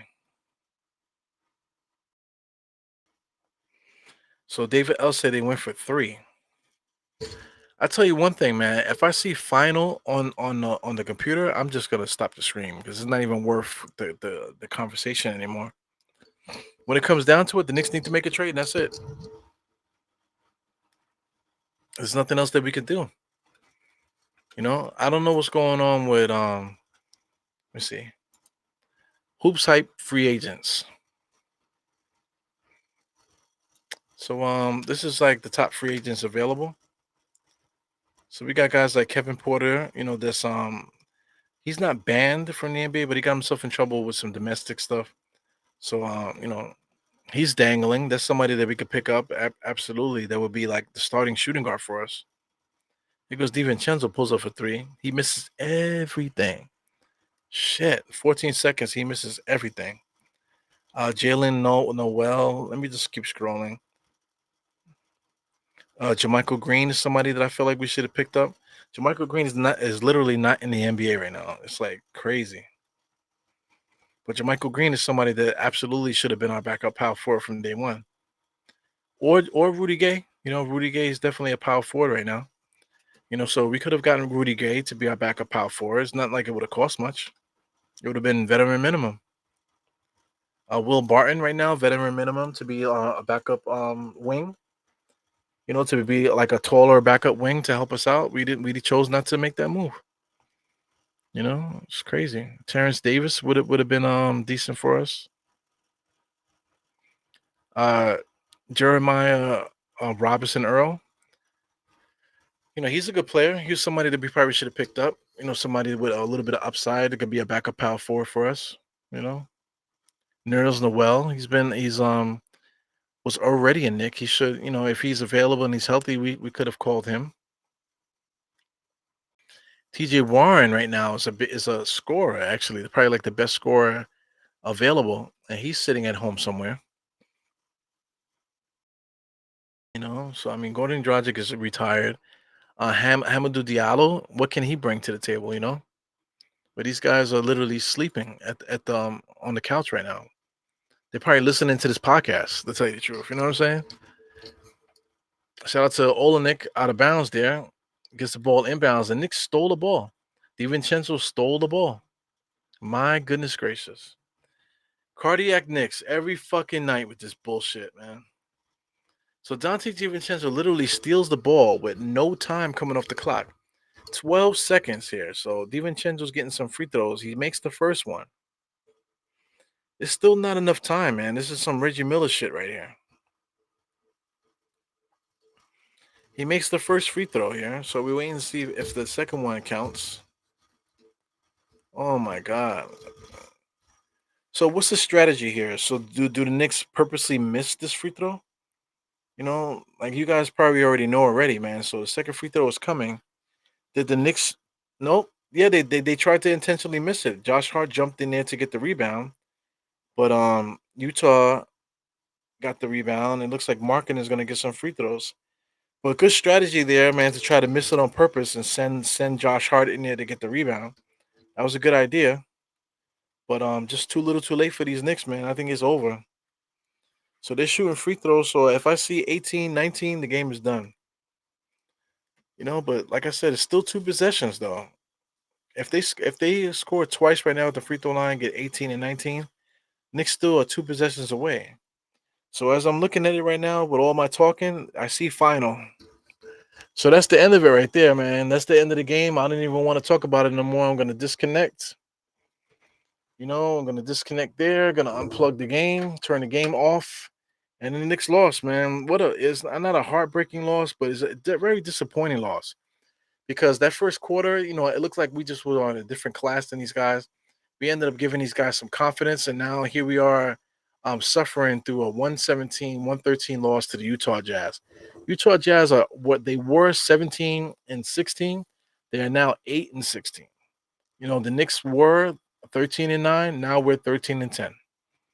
We're still above 500, so we're not mediocre, right? So that's good, right? We're not mediocre. That's what one of the guys was saying. I think it was David L. We're not mediocre. We're above average. So if you think of it that way, then you're good, right? But are the Knicks any good? To tell you the truth, we're not any good. You know, we are what our record says we are. We're basically the fifth place team, sixth place team, and it is what it is, man. So anyway, I cannot stay up any longer, so I gotta go. I gotta get the hell off the screen. Shout out to Geraldine. Thank you everybody for tuning in, hanging out with your boy Eru. Yeah, man. Let me just get the score out here because it's giving me sick to my stomach. Let's hide that real quick. Let's get up on the screen here and say what's up to you guys. Thank you guys for tuning in.